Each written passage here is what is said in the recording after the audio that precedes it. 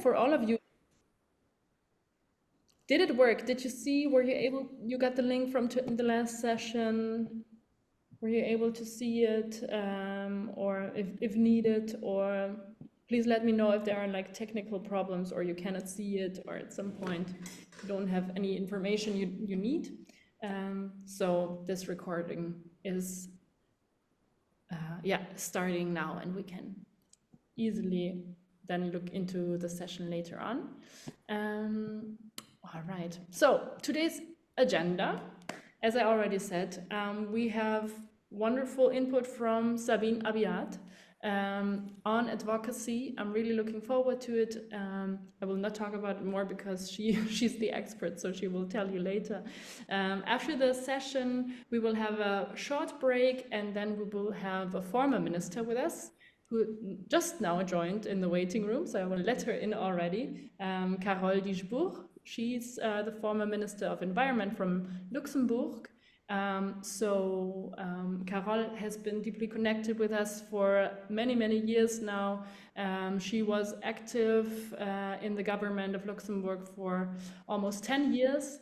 And last year she was with us in Lebanon too, so she was also a part of the program. Carole just joined us. She will now be listening, and later she has time to tell you about herself, about her story, her journey into politics, into this very high-ranked position and taking decisions, and what does it take to really take good decisions, how can we really get there and move something, change something for the good. So we're happy to have you as a role model tonight, and to have the possibility to listen and learn from you and ask questions. So for the session with Carole, it will be more like a Q&A, so you can ask whatever questions you have. Also, there will be a small task for the next session. And for the new ones, in the end, if you need input, or also for the ones who have been there the last time, want to know something about the program, about the organization or whatever, I'm still there at the end and can answer your questions. And also we have the possibility of opening breakout sessions, so whoever wants to be here and network and talk, you can then do that. The last time I think it was really nice and you all appreciated it. I'm also happy to know that you already started your own WhatsApp groups on certain topics. So the climate justice group already has been formed, and they opened their own WhatsApp group. I hope the debate is going well in there, so I'm really happy to see that the networking already works. So that's it for the moment. And just a quick reminder that we have this networking profile in the Google folder. So I already looked into it, and I saw that we already have some of the profiles uploaded. If the rest of you needs a reminder, it looks like this. It is in our shared Google folder. It's a presentation called LDA, Networking Profiles, and you can just fill it in. So you just can copy one presentation slide and then fill in your information, and the goal would be to find a networking partner, to partner up, to maybe create something together, to get feedback, to really help each other and learn together and learn from each other. So that's the goal for the networking. Does someone have any issues with that, problems in uploading their profiles, questions? And please let me know. If so, you can also send me your presentation or your slides directly via mail, and I can add it, because I know already one participant had problems, and we chose to do it like that, and it worked very well. So are there any networking tandems already? So yes? There is already a tandem between me and Ninette. Yes, I saw that. Yep. Do you want to share your goal that you want to work on together? Well, first of all, we share the same interest on psychology. She studied it in in academia, and I have as a personal interest of mine, more of a hobby, yani. that's psychology, and then I really want to learn more about social media in terms of structure and in terms of management. So I do hope that she'll help me in that. And then I'll be available if she needs insights about economy, if she needs insights about different things. Yeah, I wouldn't mind that as well. Cool. Thank you so much for already doing that, and I'm really looking forward to hearing from you also in the sessions. If you have, if you like, want to share something, good practice, then that's always well appreciated. Thank you. So, yeah.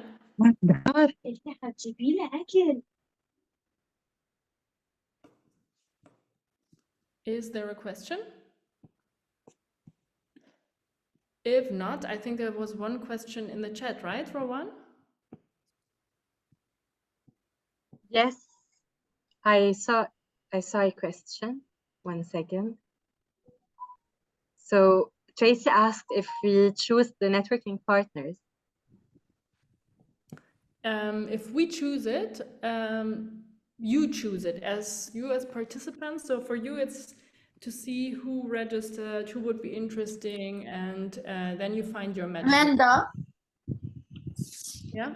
Yes, so the participants choose their partner. Cool. Sasha, good to see you. I think Danya has a question. Okay, Danya. Hi, how are you? Hi, Danya. I just wanted to ask actually about the networking. So we just go to the slides and we choose the. Hi, how are you? Do you hear me? Yes, we hear you. Hi. Okay, perfect. So hi everyone. This is actually not the first time for me joining these sessions. It's the second time, but I just have a question regarding the networking. So we just go to the slides and we just read what other people wrote, and then we choose the person who fits our profile, right? Yes, that's okay. it. Okay, so if there are okay. Yeah, please go on, Danya. خلاص, that's fine. Okay, good. Okay, so feel free to contact us and ask anything you need. This is for you just to have the opportunity of meeting new people and diving deeper on a topic together as one networking option. Okay, so that's it for today. We have our wonderful speakers here. Sabine, you already met the last time, and I cannot say it often enough how wonderful Sabine is and what a great partner she has been these last years. She has been here in Berlin with me the last time in the freezing cold in April. Also, we all remember it was so cold in April, but she was here the week with us. She was in the last programs. She started as a participant actually, but with her own initiatives and with her expertise especially in the field of communication and strategic communication. She's a wonderful addition and has a great perspective on things. And I'm really looking forward now to your input on advocacy. And I know from the last sessions from Sabine that it was always very helpful for everyone. And I would again want to encourage you to ask questions, to take this opportunity and just interact, because these sessions are not supposed to be just input, but already a debate and talking with each other. So as far as I know from Sabine, she's very good in communicating with everyone, so it would be well appreciated if you interacted. Thank you, Sabine, and I will now stop here and hand it over to you. Thank you so much, Jess, for the nice introduction. Actually, yes, I've been partnering with ELDA from 2020, so 4 years now, and more than 5 projects. And thank you for all the participants who are here with us today. Welcome to our advocacy session. For me, the goal of the session is not only to inform you or educate you or give you information, but to empower each one of you to take steps to create the change that you need. And as Jess mentioned, we encourage open dialogue, questions, active participation throughout the session. Thank you again for being here today. And another thank you for being advocate for change and for the passion and dedication you all have. First, I want to let me share the presentation with you. Just give me to be able to share my screen.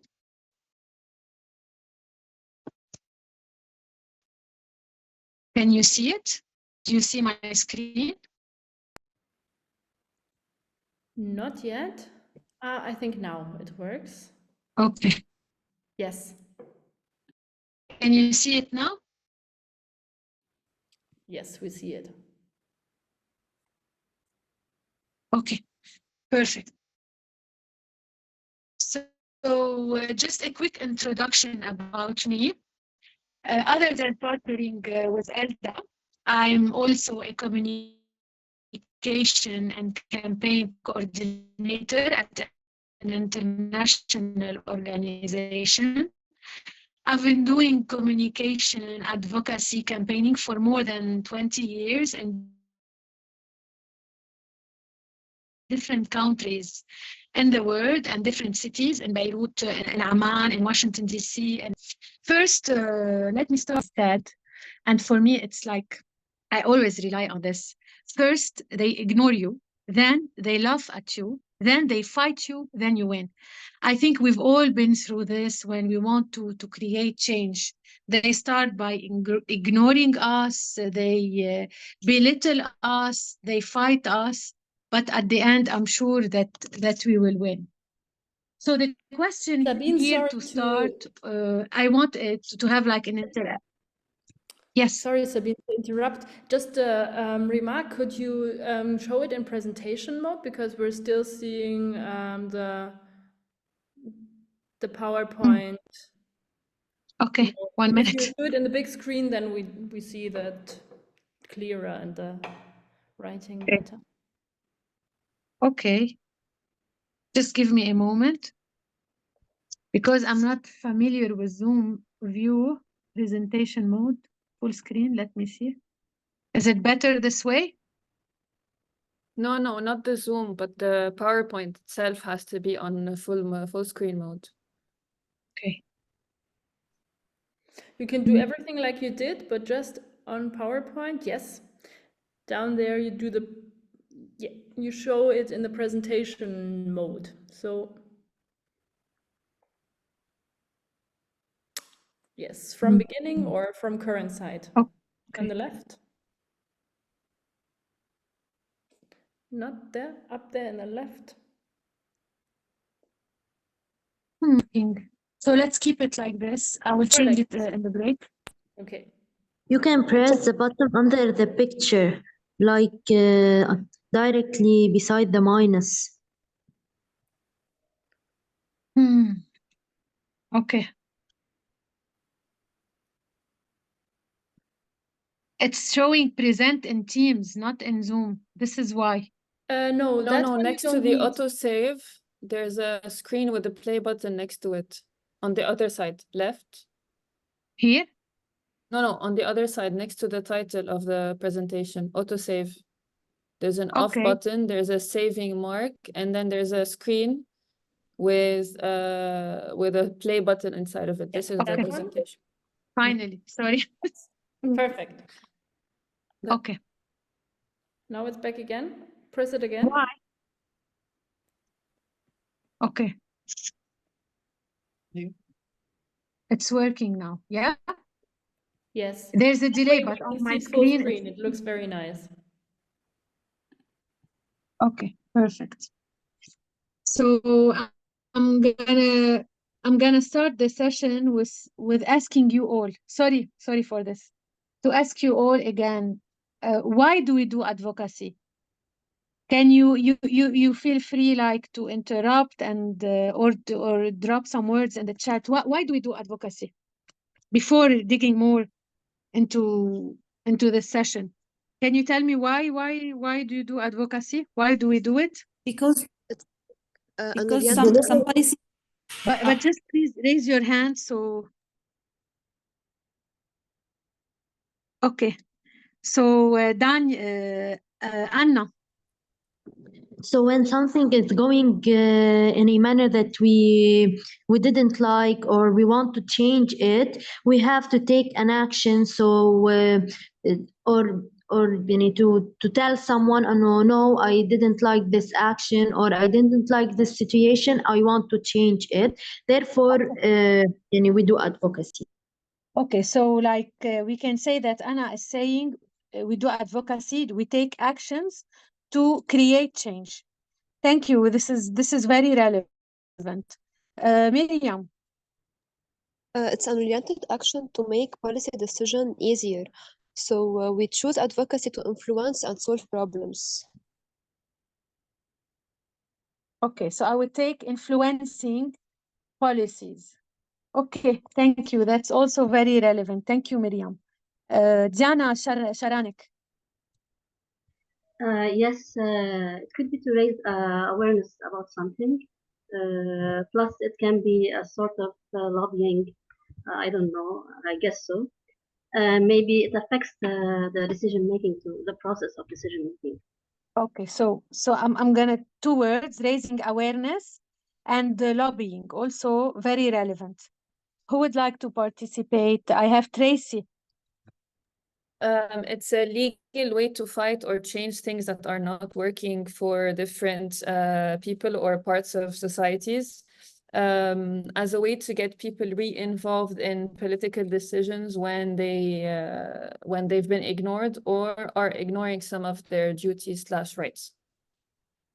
So I would say involving people in decision making and amplifying voices. Also, this is very true. مين بعد في هنادي؟ حكيتي هنادي؟ لا هنادي.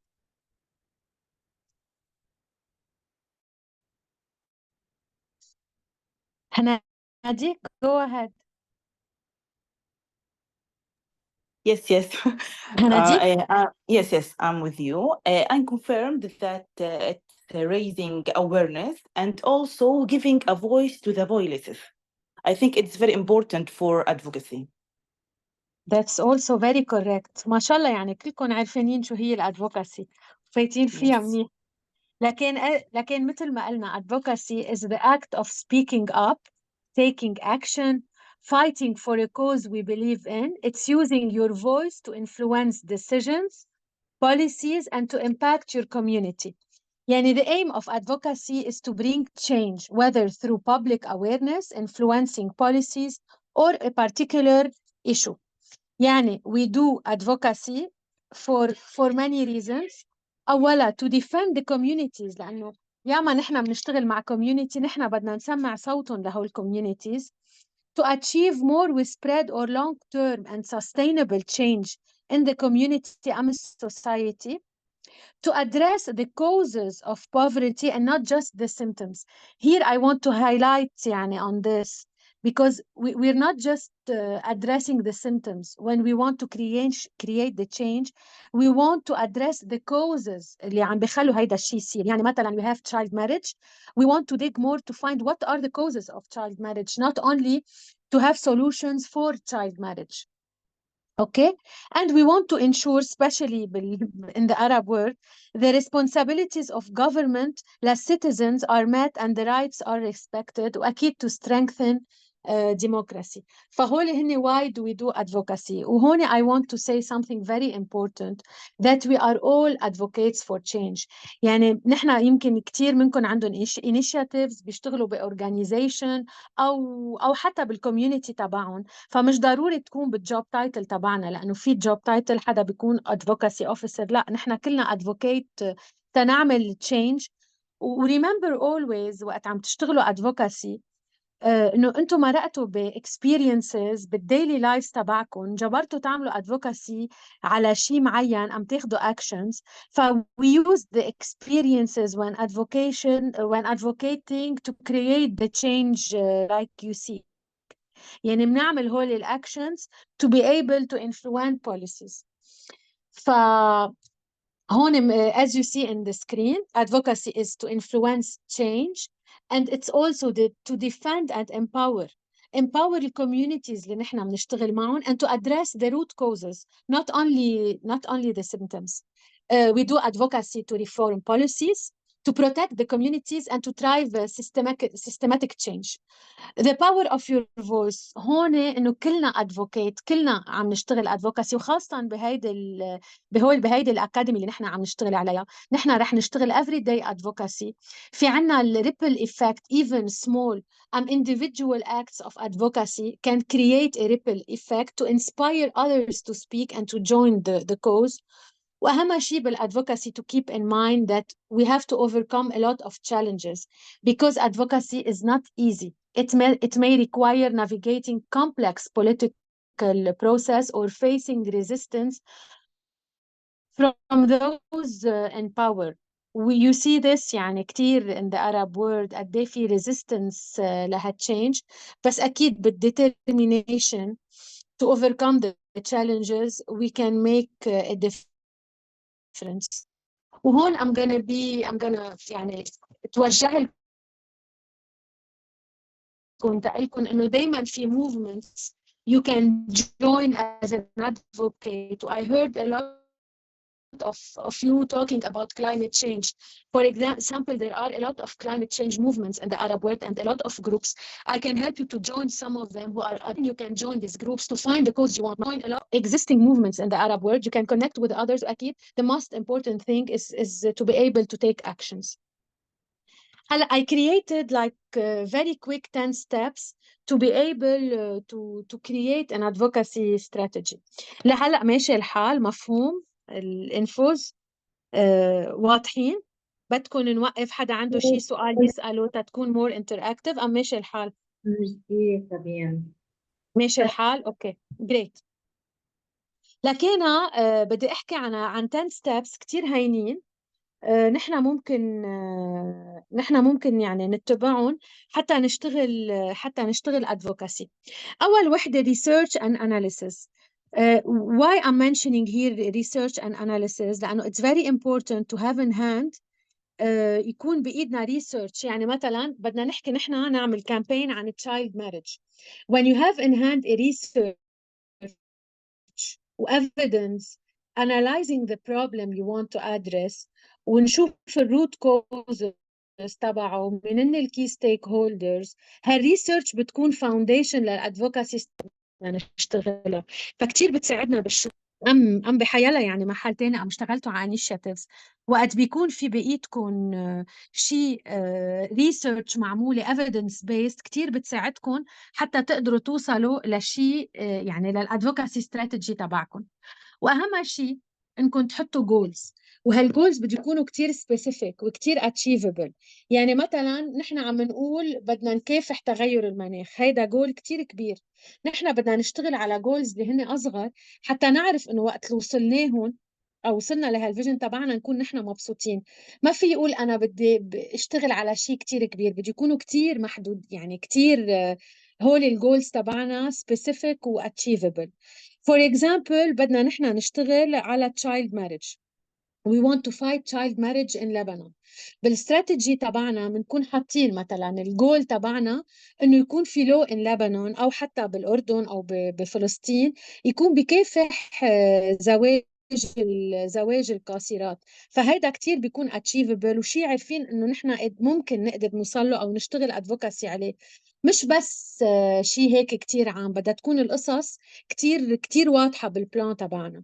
ودايما بدنا نشتغل على استراتيجي تبعنا والتكتيكس، ونكون دايما حاضرين انه نكون قد ما فينا نحن فلكسبل وقادرين نغير بالتكتيك تبعنا، لانه لازم نعرف انه في كتير قصص نحن وعم نشتغل الادفوكاسي تبعنا ممكن تتغير. مثلا بيصير في غير برايورتيز، ليكوا شو صار هلا مثلا بلبنان ام حتى بغزه صار في حرب فتغيرت القصص. فدايما بدنا نكون يعني قادرين نشتغل على التكتيك ونقدر نغير ونكون كتير فلكسبل. وبدنا نشتغل على الانترنال كونتكست وعلى الاكسترنال كونتكست. شو قصدي هون بالانترنال كونتكست؟ يعني نشوف نحن اذا عم نشتغل باورجانيزيشن ام بألدا او بحيالله محل تاني شو هن الادفوكاسي كاباسيتي تبعنا والاكسبرتيز بالإشي اللي نحن عم نشتغل عليه، فتنقدر نحن نعرف نحن شو عنا بايدنا، شو الامكانيات اللي نحن عنا اياها.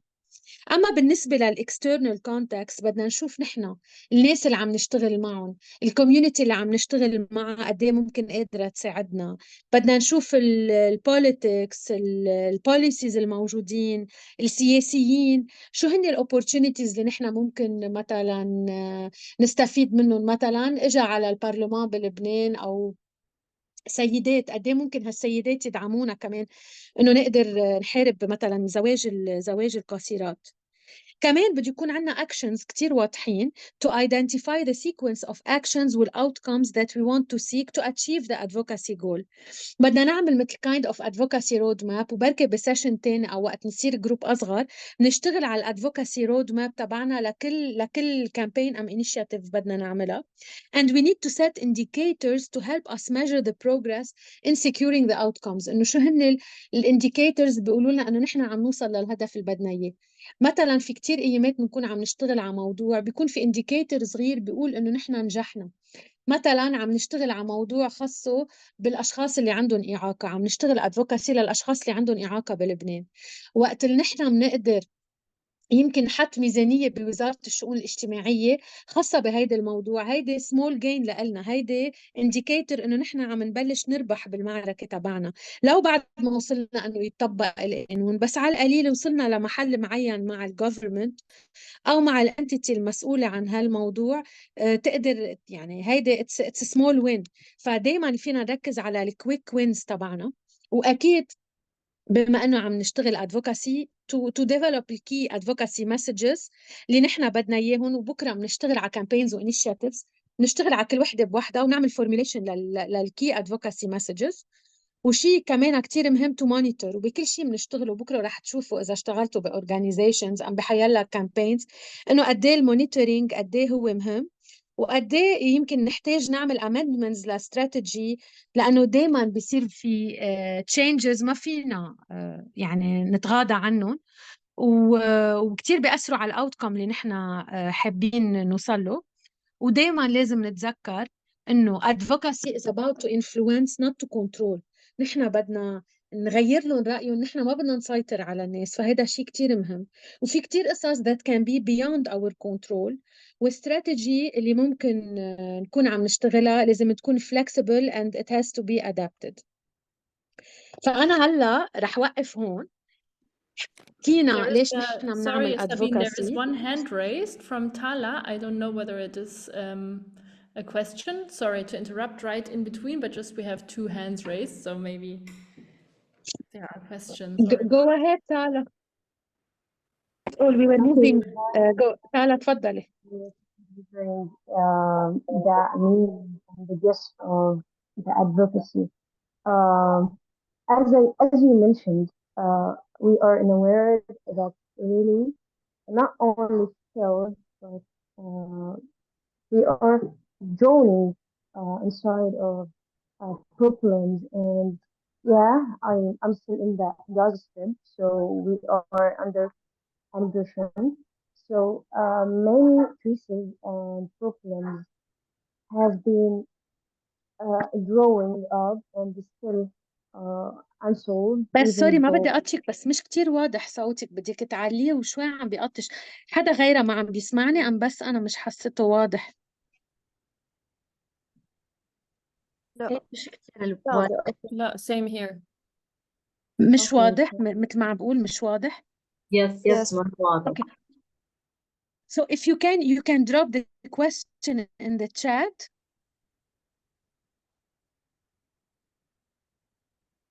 Can you drop the question in the chat? okay, I will do it. Okay, great. فبانتظار الكويستشن اللي بدها تحط لنا اياه بالchat. Let us think about the challenges we face while doing advocacy. Can you think about some challenges and let us discuss the challenges? yes for Sometimes me it's actually oh sorry. سوري بس بنرفع ايدنا قبل ما نحكي بس تما نفوت على بعض، وبانتظار انه تبعت لنا الكويستشن بالchat. Let us think about like what are the challenges of doing advocacy. في حدا رافع ايده؟ ايه، في ديانا وميريام وتريسي. ديانا بعتقد رفعتها من قبل، ففينا نبلش مع ديانا. Okay, great. يلا let's go ahead. Diana. Yes, actually I had a question عشان في حضرتك من شوي concerning the internal context. بس لحتى بس أفهم النقطة شوي أكثر. You mean our resources يعني كانت the financial capabilities or the personnel for example? مظبوط، هن resources تبعنا. Okay. It includes resources مش بس resources، يعني mainly resources بس كمان قصص تاني. مثلا أنت أعطيك example كتير واضح. مثلا إذا أنت organization وعندك كمان بدك تشوف الانترنال كونتكست، قد ايه اذا اشتغلتي ادفوكاسي على هذا الموضوع ممكن ياثر عليك، ممكن ياثر على الريجستريشن تبعك اذا مانك مسجله، ممكن يخلي مثلا في مواضيع معينه بتكوني عم تشتغلي عليها الدوله وكثير بتحط عينها عليك، فمتعود قادره تشتغلي هيدا الشيء لانه بيعيق شغل ثاني. هيدا هو قصدي الانترنال كونتكست، مش بس الريسورسز، كل القصص المحيطة أنت فيك وبشغلك، قد ايه يعني أنت قادرة تقومي بهالأدفوكاسي إيه أم لا. مش بس الريسورسز، الناس والمصاري، وإذا دونر أعطيك مصاري، كمان الوضع تبعك أنت كأورجانيزيشن. Okay, perfect. Can I answer? جاوبتك على سؤالك؟ Yes, sure, perfect. Thank you. Can I answer? جانا؟ Okay, yes. perfect. Can you? Hello. Yes, Diana, we can hear you. Okay, بس قبل ما نروح عند حدا تاني، اوكي يمكن لازم نروح على على سؤال لتالا. كتبته بالشات. اوكي انا هون صراحة عندي كتير قصص اولى تالا. رح جاوبها لتالا هون اذا انا فهمت السؤال. دايما بالإمرجنسيز، وهذا الشيء نحن كتير بنشتغله as international organization. women's need are not prioritized، ودايما بيكون في domestic violence، بيكون في rise بالجي بي في cases، لأنه دايما needs of women are not met in emergency. all international organization in their advocacy work they focus on this, prioritizing the needs of women in emergency والleadership of women in emergency. despite the situation, the dramatic situation والقصص اللي عم بتصير، all organization بيشتغلوا advocacy على هذا الموضوع، لأنه مع الإمرجنسي في قصص تانية بتجي معها اللي هي البيزك needs are not met، فبيشتغلوا كمان على هول القصص. فدايما يعني بكل الادفوكاسي مسج انه ال needs of vulnerable people وال needs of women of children are not met بالإمرجنسي. دايما بينسون، وقصص حتى بسيطة مثل يعني مثل حتى ما بيكون في مأوى للنساء ومش قادرين انه يرضعوا اولادهم باماكن امنه، بيزيد التشايلد ماريج، بيزيد الابيوز، بتزيد الكيسز اوف جي بي في بحالات الامرجنسي والحرب. فدايما بالادفوكاسي بيكون هيدا الشيء الاول اللي بينشغل عليه، خاصه الاورجانيزيشنز اللي ما بتكون عم تشتغل سياسي، يعني تكون عم تشتغل على حقوق الناس اللي افكتد بهول بال يعني بحالة الطوارئ. فينا ننتقل إذا بدكم لسؤال تاني. ما بعرف إذا جاوبتك على سؤالك.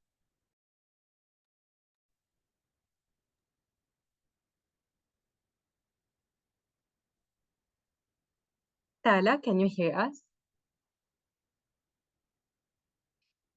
إذا بعد عندك سؤال كمان فيك تكتبيه بالشات. ناخد سؤال تاني بهالوقت. ميريام. أنا كان بدي أجاوب على السؤال اللي حضرتها سألته عن إنه ليش صعب الأدفوكاسي أو شو هن القصص اللي بيكونوا بوجنه. So I wanted to say إنه it's very hard to access for information or to gather data because it's the government role. So as organizations or NGOs or even members from society, it's so hard to gather the information we need to do the strategy. مظبوط. I totally agree with you, Mariam. Especially in the Arab world, collecting data is not very easy. بس هلأ في approach دايما إنه يكون في كتير تمويل حتى ينعمل researches و collecting data لو على نطاق صغير حتى نقدر يعني نستند عليهم بالشغل تبعنا. وكمان research it's not only about collecting data and it's also about collecting evidence. فيك تشتغلي مع focus group discussion، يعني في عدة approaches to do the research other than only collecting data and numbers. ففيك يعني كمان تستندي عليها، مش بس collecting numbers، بس أكيد في بيقولوا deficiency collecting data in the Arab world. بس still في كتير organizations عم بيشتغلوا على research حول هيدا المواضيع يستعملوها بالادفوكاسي تبعهم. في سؤال تاني؟ في دانيا وجانا، ناخد دانيا وبعدها جانا. Yes, and I just wanted to answer actually the question you asked about the challenges that face the advocacy. I think sometimes the mentality of the people, especially when you are working on some sensitive topics like child marriage or harassment, and if we work on a sensitive topic in a very conservative community, that would be also hard for making an advocacy campaign. That's very true. That's very true. هيدي one of the main challenges. مثلا حتى في عنا religious challenges بلبنان, for example, child marriage. هلا أنا I'm gonna take note of the challenges. I'm gonna add also some challenges from my end. هيك تنعمل recap على challenges. Anyone can like mention another challenge? Advocacy. I would also say in حدا حابب يشارك؟ تريسي سأل إذا in advocacy. سوري ما سمعت شو قلتوا؟ تريسي كانت عم تسأل إذا challenges in advocacy. ايه challenges تبع الادفوكاسي؟ شو هن ال challenges of doing advocacy? Can I add something? Yes, go ahead, please. I would also say sometimes the political situation in one country can really affect how the advocacy is going. يعني لما when we live in a country where everything is really bad, so we feel it's not the priority to do an advocacy campaign regarding some topics, you know. That's so very the political true. situation, the economic situation of the country also affect how we do advocacy. That's very true. Sabine, سؤال هلا safety and security risk هن كمان بيعتبروا challenges بالadvocacy؟ أكيد لا ال safety تبع الناس اللي عم بيعملوا advocacy. لأنه أكتر شيء حسيت أكيد it's one of the main challenges. أكتر شيء حسيت ال resistance to change وال limited resources يلي بنواجههم، وكمان also social barriers، وكمان مثل ما قلت لك safety وال security risk هو أكتر شيء أنا حسيت إنه بنلاحظهم بالadvocacy. That's so true. يعني إذا بنعمل recap في عنا safety وال security، عنا resistance من stakeholder، عنا limited resources، عنا social barriers واللي كتير موجودين بالعرب world. عنا كمان شغلة إنه كمان especially in the Arab world, changing policies and laws can take a long time, and this process may be sometimes like هيك this شو بيقولوا يعني بيوطي معنوياته للواحد. ف it's not also يعني very easy to keep going.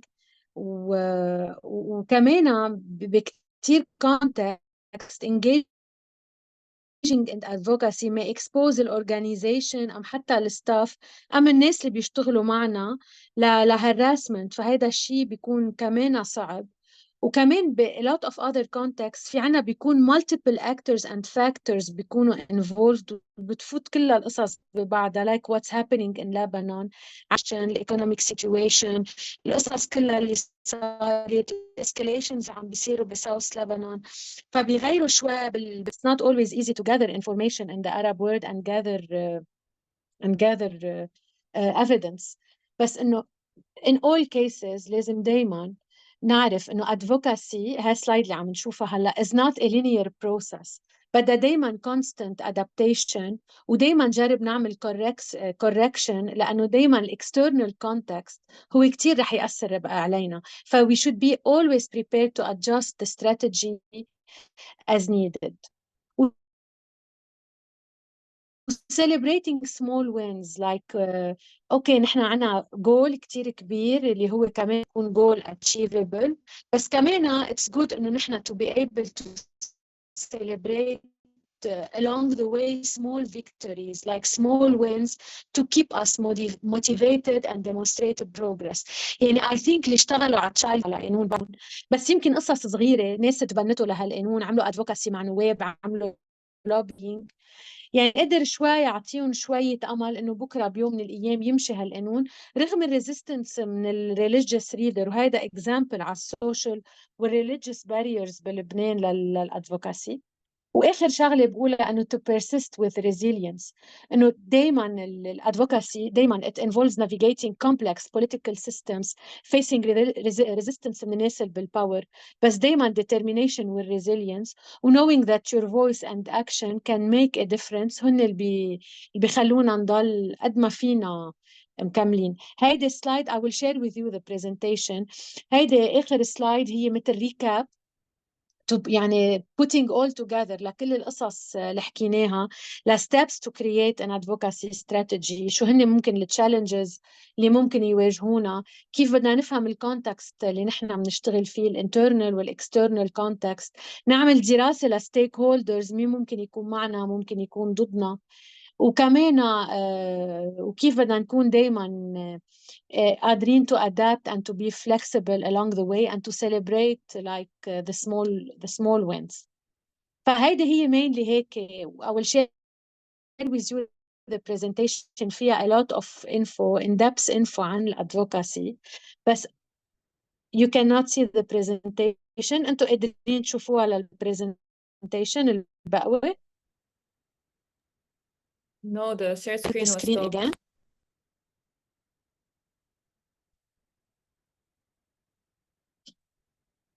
وصلت السكرين اساسا على الثانك يو. اوكي سابين بعتقد بعد في سؤالين او جوابين. اوكي بس عم برجع رجعتوا شفتوا السكرين؟ لا بعد. اوكي يمكن بده وقت عملت شير سكرين. خلينا نجاوب على الاسئله بهالوقت. اوكي تريسي. Okay, Anna, it was more a continuation to some of the answers اللي قالوها الباقيين على إنه how hard it is to kind of answer different situations أو كيف بدنا نتعامل ب different cultures, religions, and so on. I think one of the challenges beyond that is to look at how to actually communicate and kind of change mentalities without offending anyone. And kind of finding ways to communicate with people, show them the different sides and so on. And this is mainly the hardest part, showing them the change and the benefit of the change and how they can get involved in it. At least in my experience, this has been it.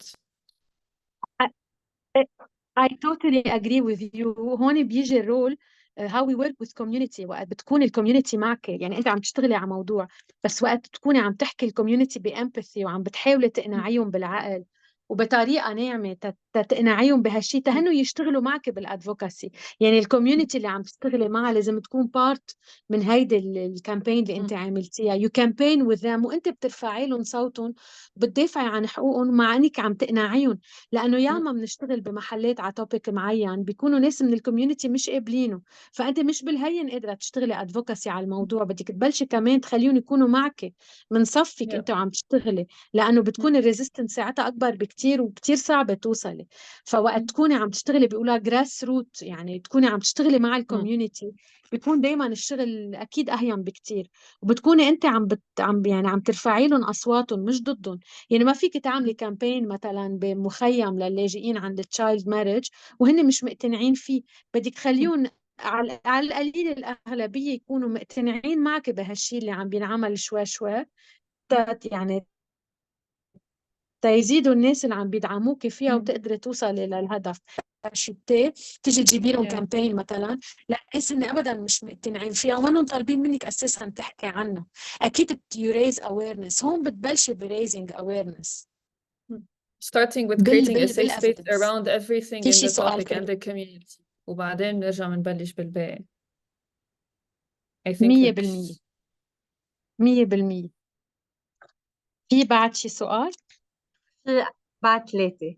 أنا لويزا. كان بدي بزيد إنه the challenges of advocacy إنه when we need support from youth يلي هن إنه نحن part of youth وما يكون في هيدا السبورت لأنه في غير أشياء ملتيين فيها. يعني اليوث nowadays مش كلهم عندهم هيدي knowledge أو إنه they want to make a change or مثلا بيعرفوا عن child abuse or climate change إنه هن إنه they don't want to make a change بهودي البارت so they will not support us. 100% lack of support من الناس اللي هن معنيين بالقصة بالأساس كمان it can be a very big challenge. 100%. حدا فكر بغير challenge؟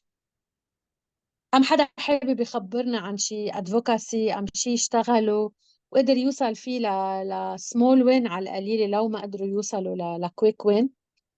حدا عنده شي يخبرنا إياه بالقصص اللي أنتوا شاغلينها على شي موضوع معين؟ أنا تفضلي ريم عم تحكي هلا.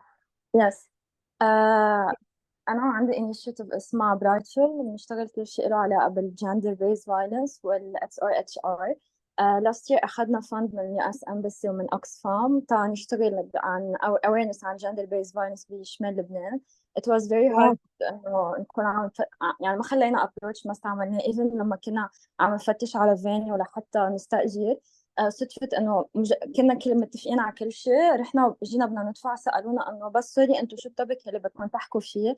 فلما عرفوا بس أول ما قلنا جندر هيك تغير الامبريشن يعني خلص دغري قالوا لا أنا ما فينا وخصوصي إنه أنتم مع أكسفام. فكان في هيدي الصور النمطية وهيدي إنه خلص ما بدهم يعرفوا إذا رحنا مغيرين إذا رحنا حنحكي قصص إنه بتناسب الكونتكست بشمال لبنان.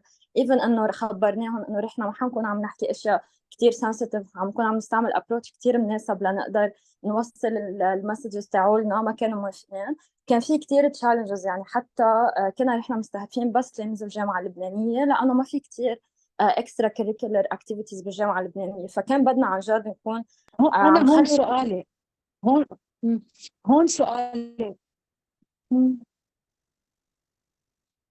يس سو بعدين حكينا السنتر مين هن بالجامعة اللبنانية. شرحنا لهم انه رحنا شو بدنا نعمل، ورجيناهم الكونتنت وقلنا لهم حنكون عم نعمل اويرنس عن الايشوز اللي هن عن جد كل شاب وصبي بحاجه انه يعرفوا لها، وما حنكون عم نستعمل كلمه جندر، حنقيم على كلمه جندر يلي هن هالقد كرهانينها بس حنضل عم نوصل المسجز تاعولنا من دون ما يعرفوا. يعني حنكون عم نستعمل جيمز واكتيفيتيز لنكون عم نعمل اويرنس من دون ما نستعمل الكلمات يلي هن خلص اذا بدك يعني السيستم هون خليهم يفزعوا منا لما يخلونا رحنا نحكي ونعمل ادفوكسي. فقبلوا معنا ووصلنا لتقريبا 100 ستودنت من الجامعه اللبنانيه من كافه الكليات، وعملناها بالرابطه الثقافيه وقدرنا نخلص وعملنا تي او تي ل 30 شخص من هول ال 100. وكان يس يعني هون عم تحكينا عن الفلكسبيليتي وكيف يو ادابتد يور استراتيجي والتكتيكس تبعك تقدري توصلي للهدف تبعك. وقد ايه يس بس كنت عن جد it was so يعني عم hard تشتغلي لانه يعني حتى مجرد كلمه كتير جندر سنسيتيف الكونتكست.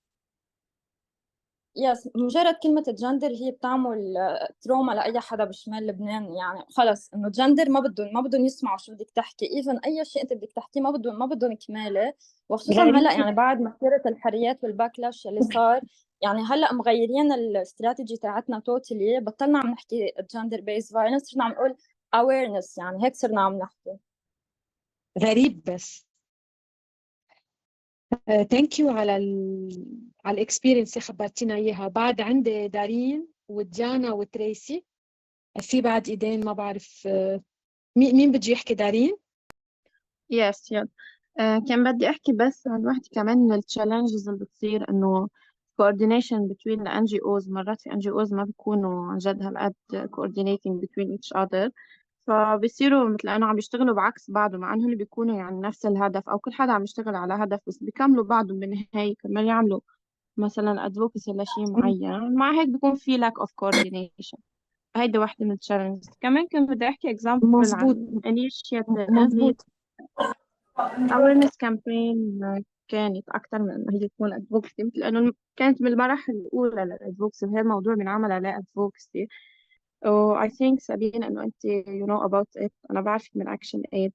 نحن وقتها شاركنا بهذه الانيشيتيف تبع السايبر بولينج مع Action Aid وأرضي أفعال. فهي بنظري كانت كتير ناجحة هذه الكامبين اللي انعملت، لأنه وصلنا لكتير أعداد وفي اوكي كتير تبع السايبر بولينج. يس في تبع كتير أشخاص 16 days of يس activism. 16 رايت. وقتها كانت كامبين كتير ناجحة، لأنه كان في engagement لليوث وبالبلانينج بالديفرنت stages of implementing. هذا الشيء كان كتير فعال، وقدرنا نوصل ولا لأشخاص وعملتوا كتير. you did also a lot of صح. municipalities with decision makers في communication with community. stakeholders. صح. سوري عم بيقطش، بس إذا بعدك عم تحكي أو يعني شيء.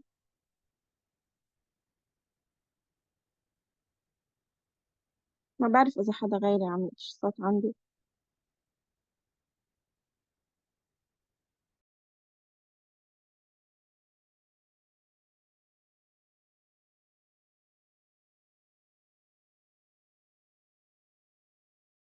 عم تسمعوني؟ أنا عم بسمعك. أوكي، لكن سابين راح عندها الإنترنت. إيه يلا هلأ ترجع بتفوت. أوكي.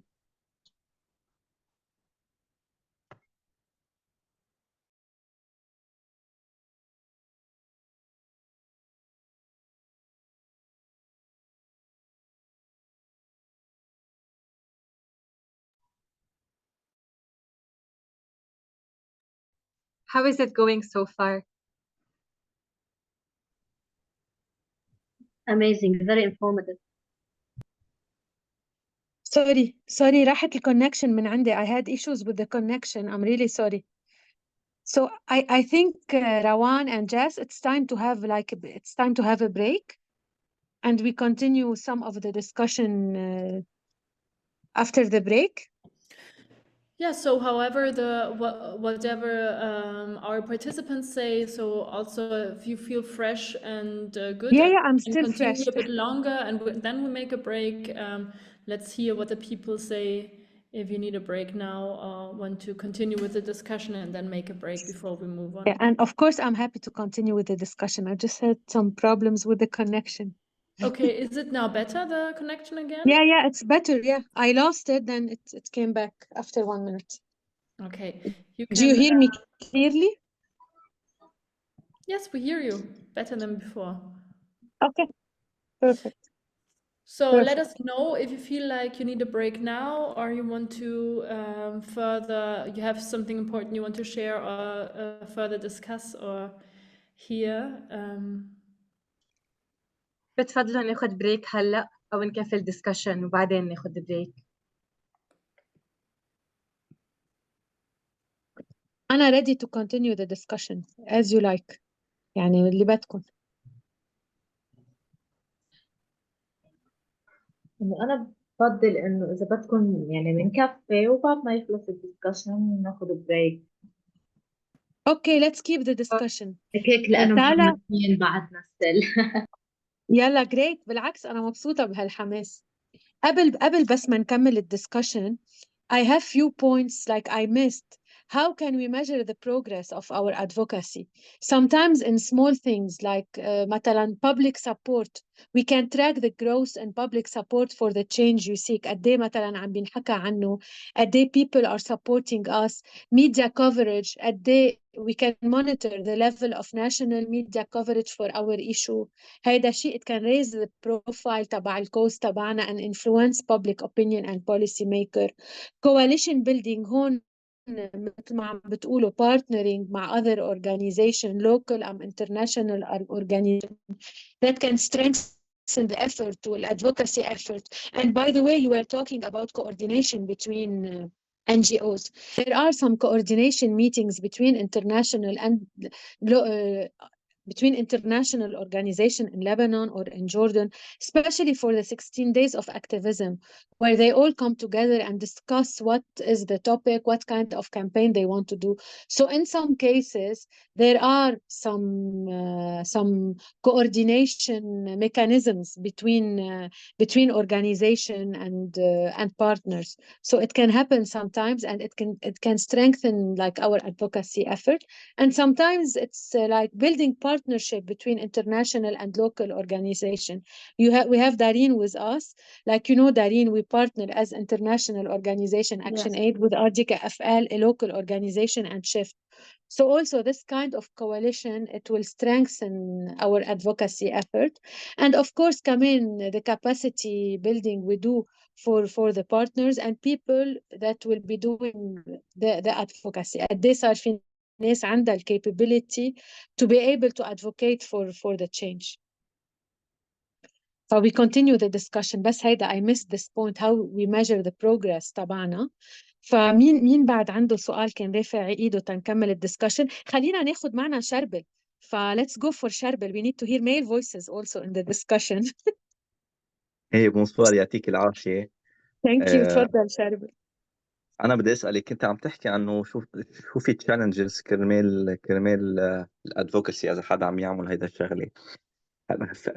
هل في شي حالة صارت ادفوكسي بلبنان وصلنا فيها لريزلت على صعيد الناشونال، على صعيد الوطني، هيك حملة انعملت وصار في تأثير ونتيجة حلوة كلنا لمسناها؟ Okay, thank you, Sharbel, for bringing up this question. Sharbel is asking me, do you have any success story of advocacy that we did, for example, in Lebanon, and where we reached عن جد a goal? And I thought of this question for some time. Yes, we do have. There is a law for sexual harassment that was in 2020, I believe. Yes, and this one for for 2014 domestic violence, the law for the bill for domestic مظبوط. 2014 وفي in 2020 لا كمان for sexual harassment in public places and in the workplace. So holy two wins للadvocacy because a lot of local and international organization, a lot of activists worked on this and it is a win. Okay, the law منه أحلى law، منه ال perfect law، وبالimplementation يمكن منه أحلى شيء، بس على القليلة بلبنان عنا. بغير دول أنا بشتغل فيها من دون ما أسميها there are no laws for sexual harassment in the workplace or public places. فهيدي one success story that came after years of activism and advocating for this cause. فهيدي it was a win. فهيدا a true example. Maybe we have few examples. وهون كنت عم بقول لكم انه ايامات كثير خاصة عنا it's demotivating قد ايه بنشتغل على قصص ما بنوصل لها، بس في كمان عن جد small wins اللي هي عم بيكون في public support للكوز تبعنا، عم بيصير في media coverage أكتر، عم بينحكى بالموضوع أكتر، في ناس من الكوميونتي صارت معنا، عم بينبنى partnership و coalition building أكتر على هيدا الموضوع تنقدر نوصل للهدف. فهول كمان we can measure the progress لو ما وصلنا للبيج وين.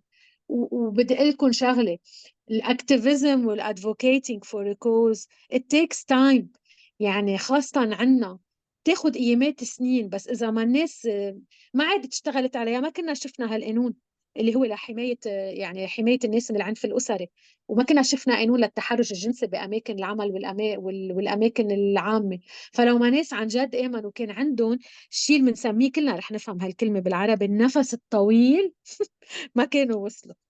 Thank you في شربل انا على بس زيد السؤال. في بس انا زيد عليك تقول لك انا كيف اكتشفت القانون اللي صدر سنه 2014 اللي خصه بالعنف الاسري، لانه قلة. لانه انا بشتغل محامي. في مره صارت قدامي وتفاجأت انه كان في عنف، يعني في احد النساء تعرضوا للعنف، وتفاجأت انه الدركي بالمخفر عرف يتصرف بطريقه ممتازه.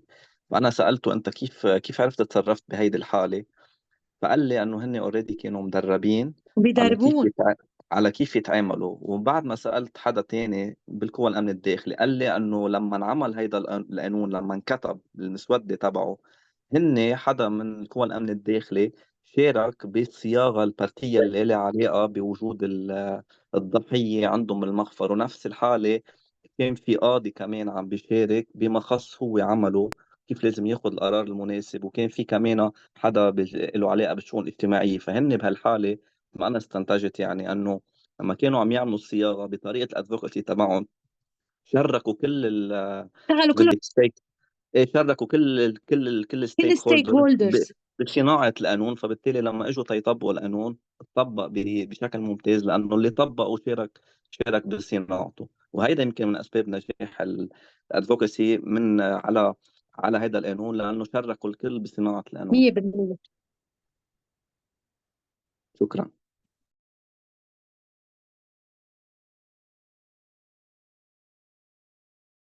مظبوط. ميرسي كتير شربل على هيدا الاكزامبل. وكمان I would like to say hi to Carole. I am seeing it's ما بعرف إذا سمعتوني لأنه فرزت الشاشة عندي.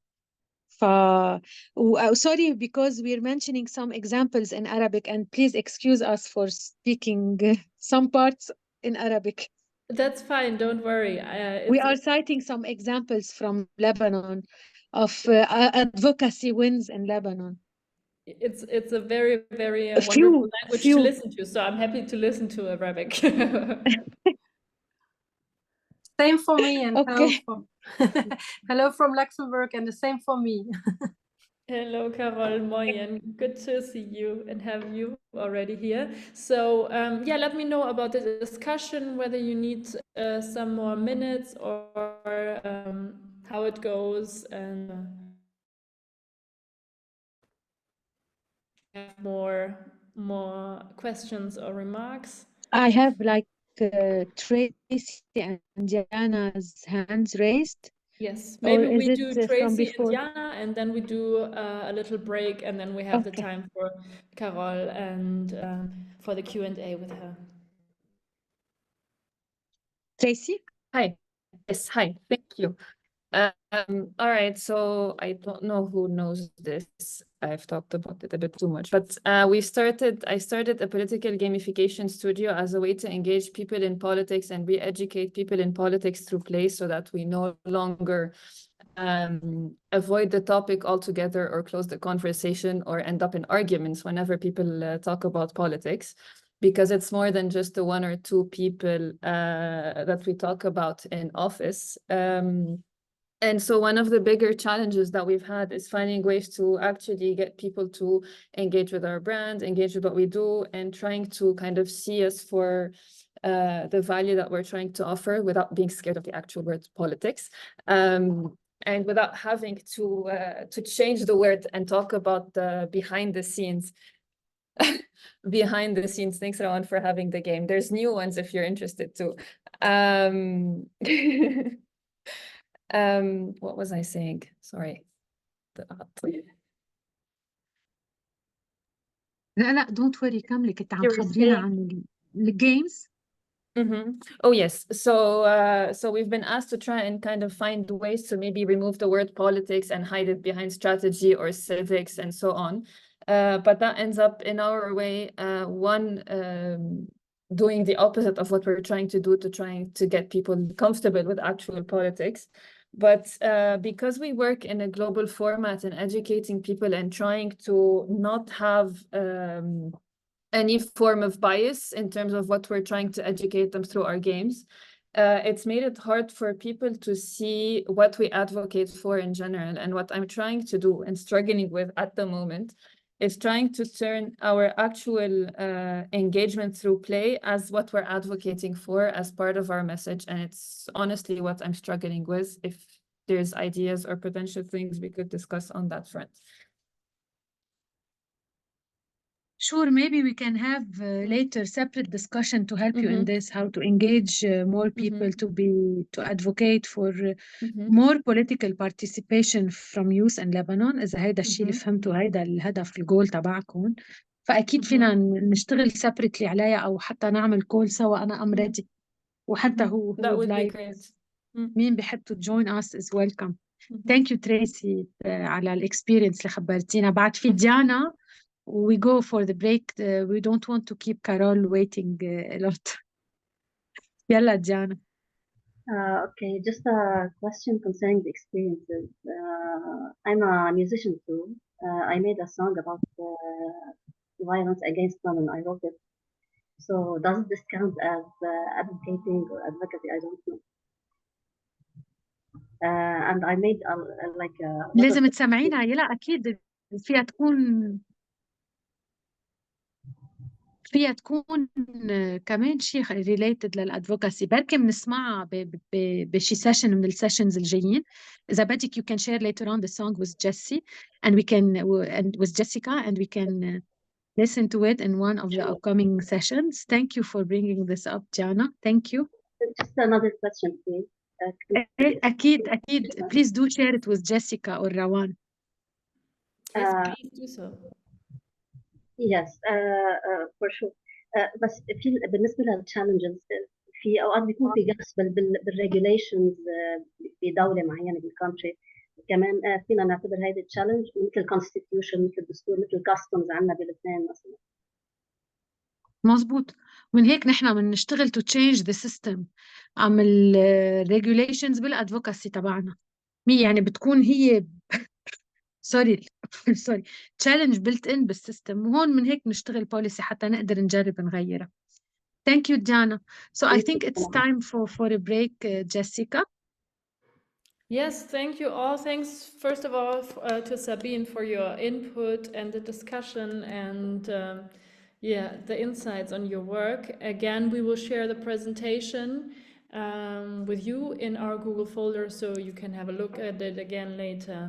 And thanks Sabine for offering also advice. And to all of you for your questions and remarks and using the chat, and especially from talking about your projects. It's wonderful, and I think it will be especially also interesting for Carole after the break when she also hears from you what you work on, what your projects are.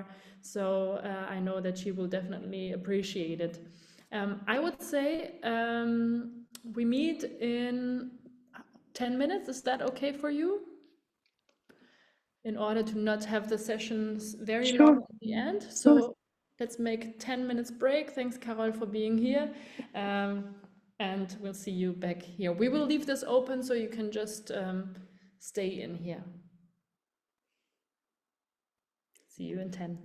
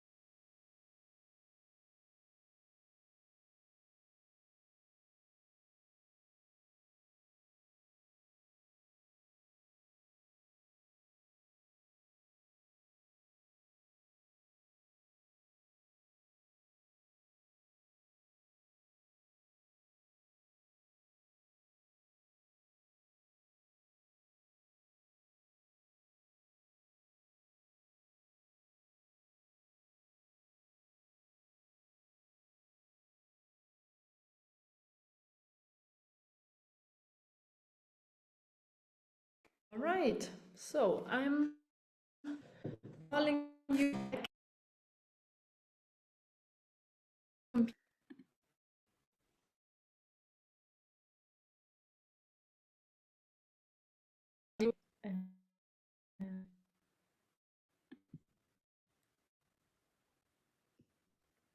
Good. Good to see who has possibility and stability in the internet connection.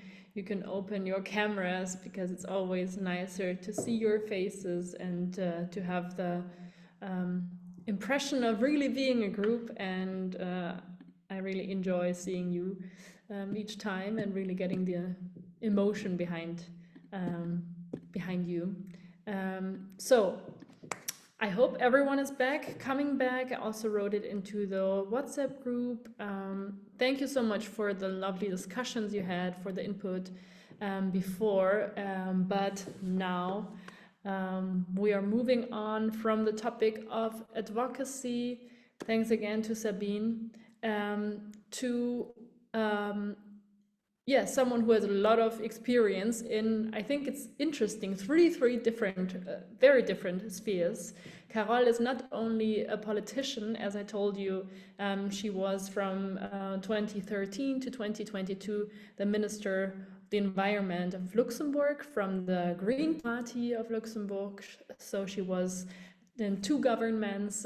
She made experiences with two coalitions, so two other parties, how to deal with that, how to find common ground, how to advocate also for her interests as minister and for the ministry in that combination, which I think is really interesting. But also she has a backstory. She's also an activist. So actually she comes from a sphere of activism, from NGOs, and she's also an entrepreneur. She has her own company. She will tell you more about it. So I'm really always very impressed when I hear from you and your work, and I know how dedicated you are in empowering others and telling about your story and where you come from and how you got there. So thank you for being here with us, Carole, and talking about your personal journey, your experience. Also for you, maybe it's interesting to know that as Minister of Environment for Luxembourg, Carole was the one to lead the climate conference in Paris, which is like a very, very big event. You know, all the different delegations from around the world. That was actually the one, right, when President Trump decided to to step out. And no, that was not the one. Okay, that's the other one. Okay, so we have to talk about him again. Hopefully not.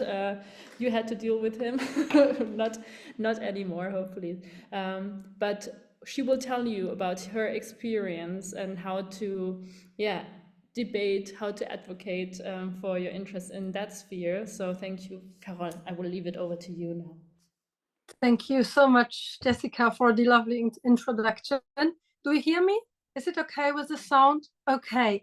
So very warm welcome also from my side, and it's also a pleasure to be with inspiring people. And also I would like to thank Sabine for her really inspiring introduction, which makes my life much more easier, because about advocating was what we want to speak.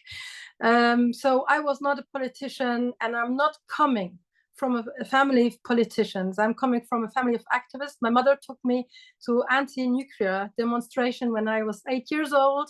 We draw pictures, and she showed me how important it was to engage in your region and to be part of movements and to connect with other people, because the movement was called Mothers and Children Against Nuclear and for Safer Regions. So basically, I'm coming out of the fight again for environmental rights. And also my second important thing why I joined politics was because I thought that there was a lot of things to do to have the social change we needed, have gender equality, have also an inclusive society. So it's environment and human rights, basically, and women's rights, why I joined politics. But let me start by what I have learned. I've studied German language and literature and history. And I always think in longer terms, and that's one of the big problems that we face in our times, that very often in political discussions, we do not have an inclusive view of having a just society, sustainable economical development, and also doing this in accordance with the limits that we face in our planet. So basically, having this more holistic approach is one of the problems that we face today, also in advocating for several other areas. When I came back from studies in Germany, I have seen in the small country of Luxembourg, I do not know if you know where it is, but it is between Germany, Belgium, and France. It's a very small country.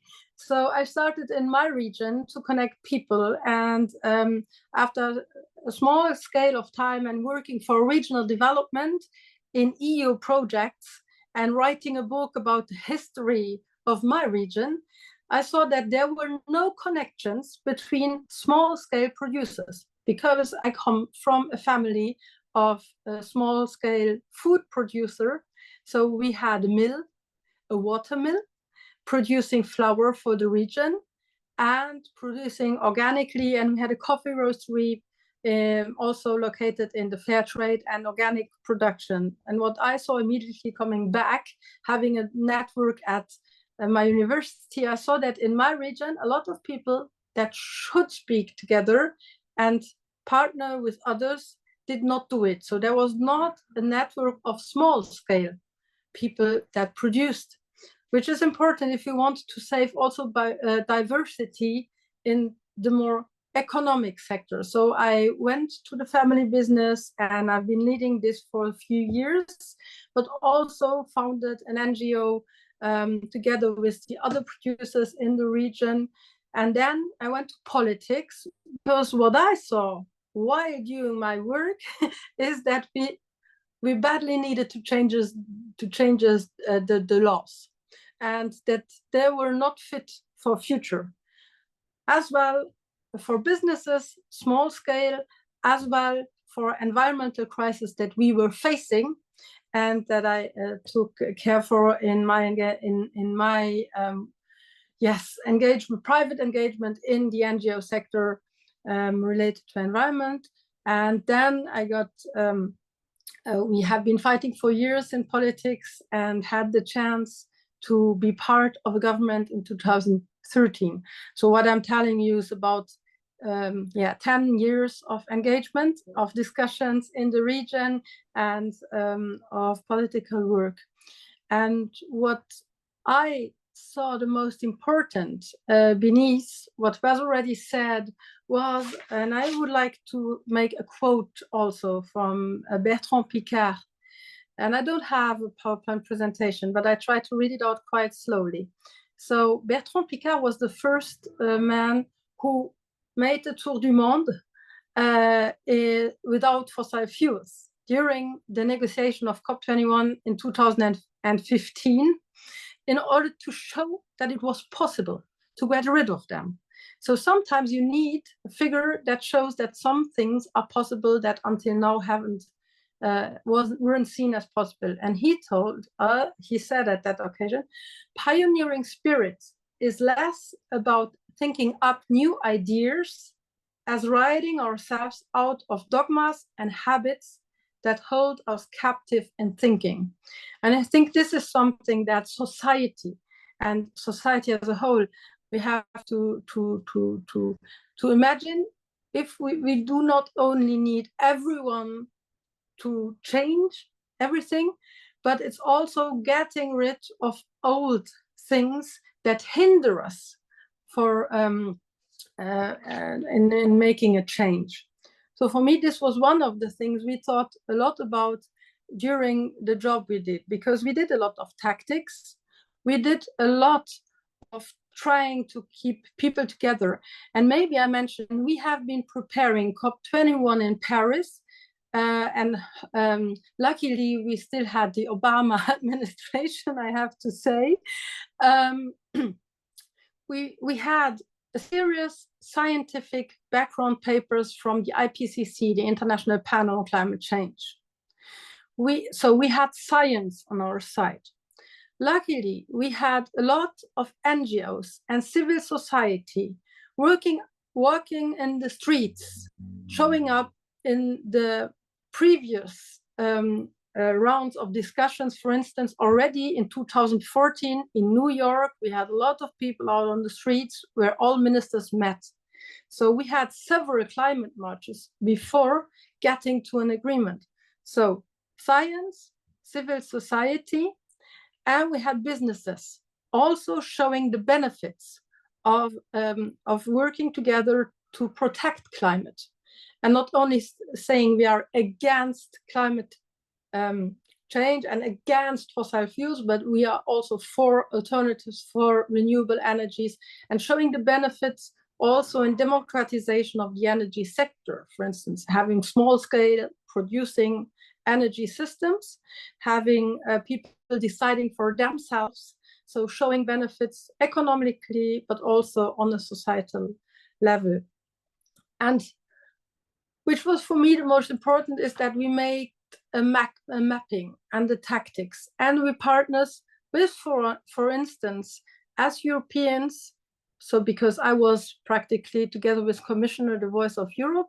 So Jessie said I had the pleasure to negotiate the Paris Agreement for the European Union. So we were one of the big partners, and we tried to network well before the negotiations in Paris, while having meetings years ago already to prepare and to have connections with those who wanted the best outcome, the more ambitious outcome, and those who said, we're not going to stop with an outcome of having a 2-degree or 1.5-degree target, but we need an agreement that will give us over time the possibility to raise the ambition with this 5-year cycle, with the control or every 2 and 3 year cycles.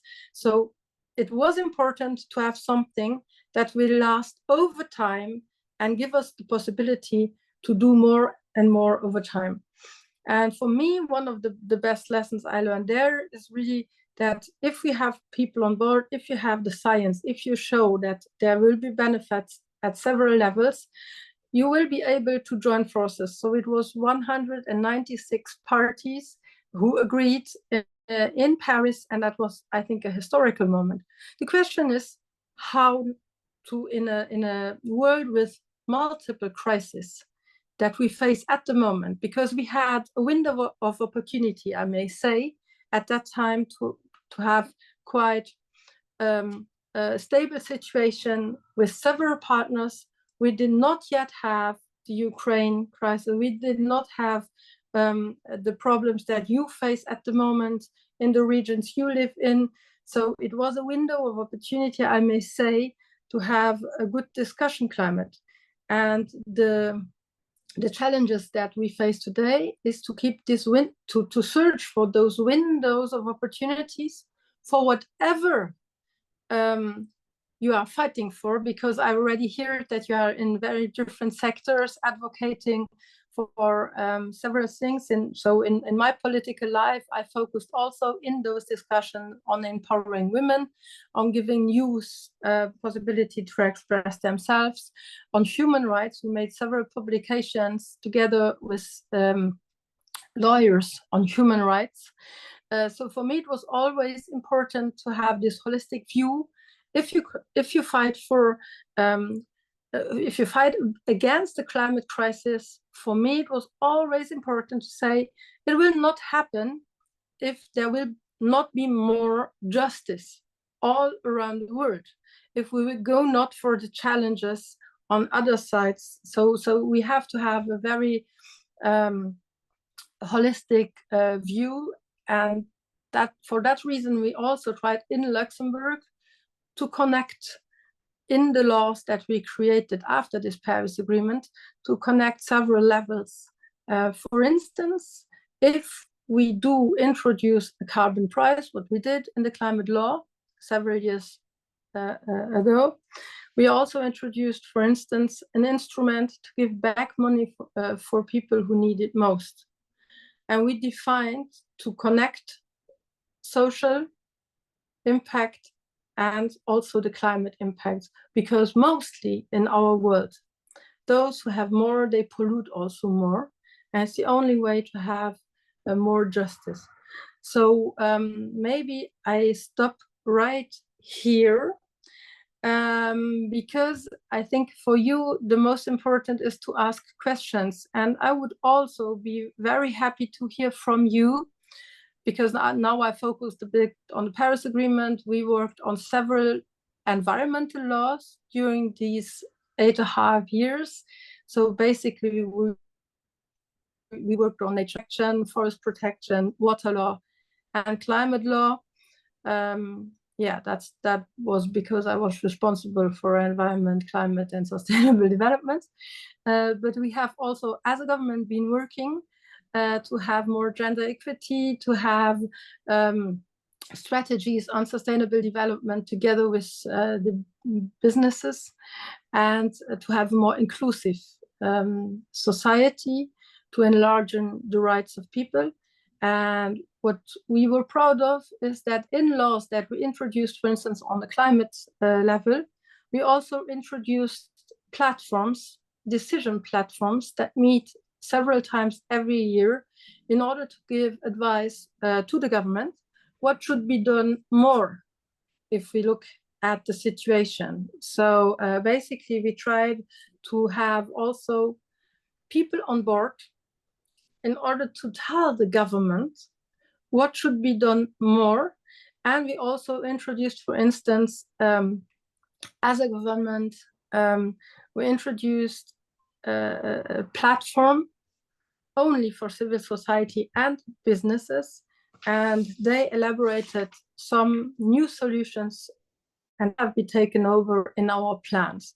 So for us, it was also the question, what we do to have more people involved in decision-making and democracy that's working. Because at the moment in Europe, we have a big discussion also about how to save these democracies and how to encourage people to join politics but also to engage in their sectors and have more, I would say, a resilient Europe. So basically, I talked a lot, and now I'm happy to hear from you about your projects and what you do in your region.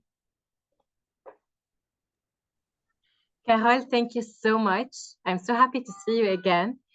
I actually met Carole last year, and I asked her so many questions that I think she was tired at the end. And I thank you really for your valuable information. And I think we can all learn from your experience and your vast experience. And I just have to say this before taking the questions. And I think I told you before, but in Lebanon, we're not really used to address ministers or former ministers by their first names. It should be something like Your Highness, you know. So this is also new, and this is a very interesting point on how cultures can affect the political life and how political cultures is different from a country to another. So I think Miriam raised her hand first. But it's also not the same, just to say that, it's also a specialty of Carole, I would say, because it's the same here also in Germany and also in Luxembourg for some ministers, you know, and Carole is just a very relatable and warm and sociable person, and we're so glad to have you, because I know that not everyone would be able to do this and create such a safe and good space for us to feel appreciated and talked to. Exactly. Thanks for one. Sorry. Miriam?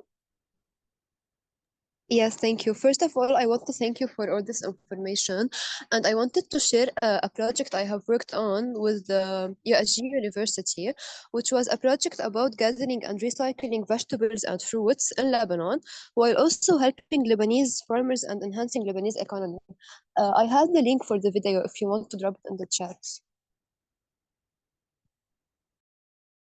Yes, Miriam, it would be great if you can share it with us.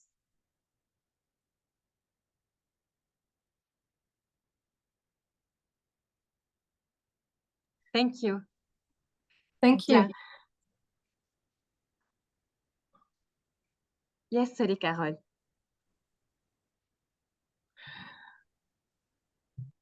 Thank you, Miriam, for sharing. You hear me? Yes. Okay. Yes. Thank you, Miriam, for sharing. And you said you have a project about vegetable and fruits. In what direction? Because we tried to connect several actors in order to have more circularity in. I had won the third prize for this project, but they told me it could not be like done in this few years because it needs a lot of money, they said.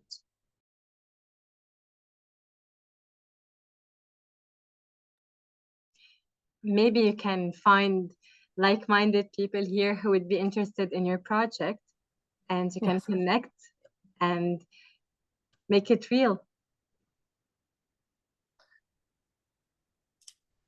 Yes, there would be an opportunity if someone would be interested, because sometimes projects you have to search for years and years to find other partners. That was one of my challenges when I started in the family business, because I've been working on my own, and then I saw that a lot of people also worked in a similar direction, but the problem was we were not well connected, and there was no authority that connected us. So that's why we created a small NGO, getting some money, and then trying to connect better. And now they are working for more than 10 years without me. So.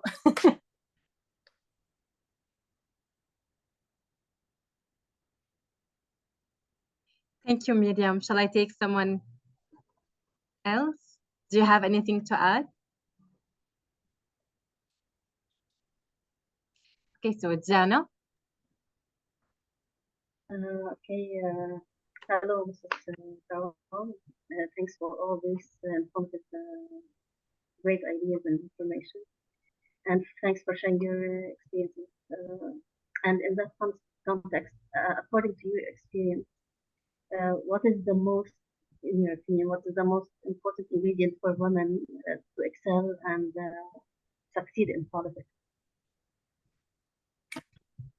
Sorry, I didn't. What is the most important? And there, I didn't understand right the question. The most important ingredient for women to excel in politics and to succeed in politics. A very difficult question, I would say. And I think there are as many answers as there are women. Because from my experience, the most important was to keep the same direction, and also I always said to the women in my region, if there is a chance and you have possibility to engage and to get there, then just take the chance. Because I had a lot of friends who also were engaged, but they were not courageous enough immediately to jump in as soon as they saw an opportunity. Wherever there is risk, and for women, at least the most I saw in my region, and I have to say that we have politics that I think we have a quite different situation in Luxembourg than in your countries.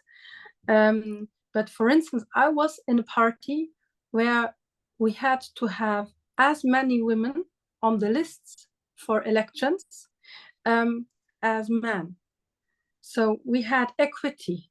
And we also introduced a quota for the most important jobs that the government gave. So in the time we said that we wanted to have at least 40% of women. So in order to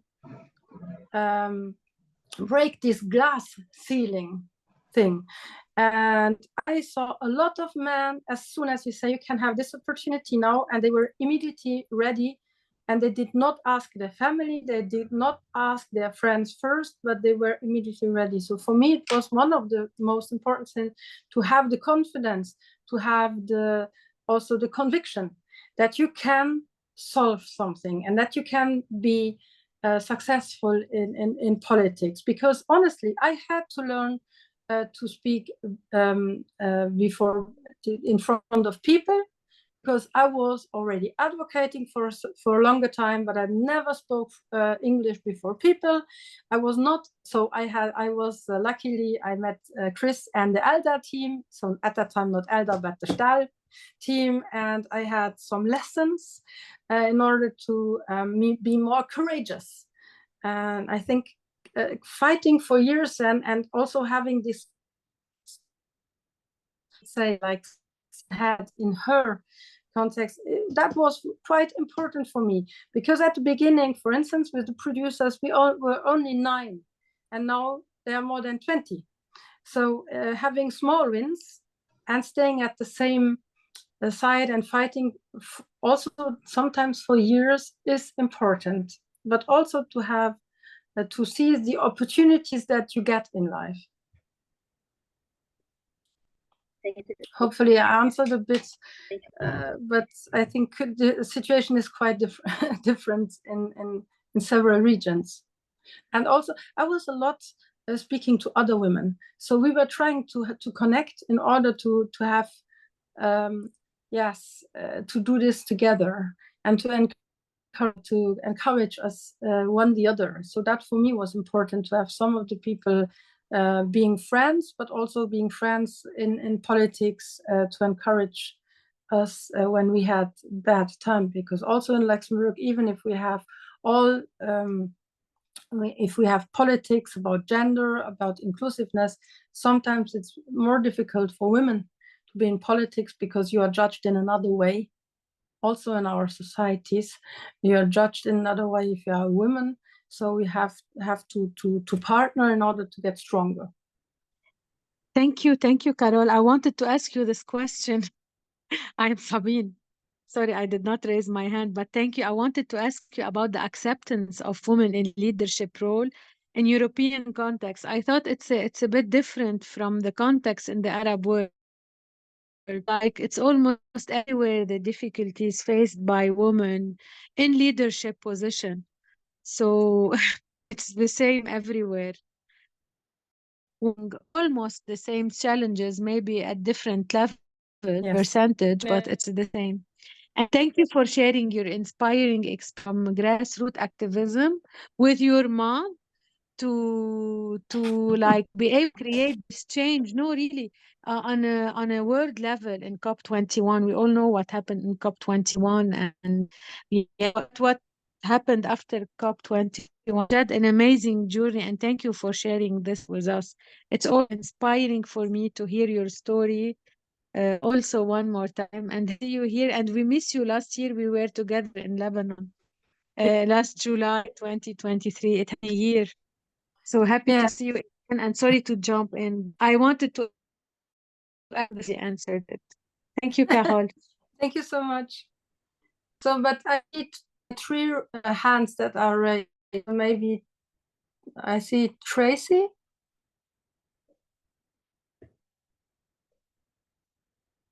Hi, couldn't find the unmute button.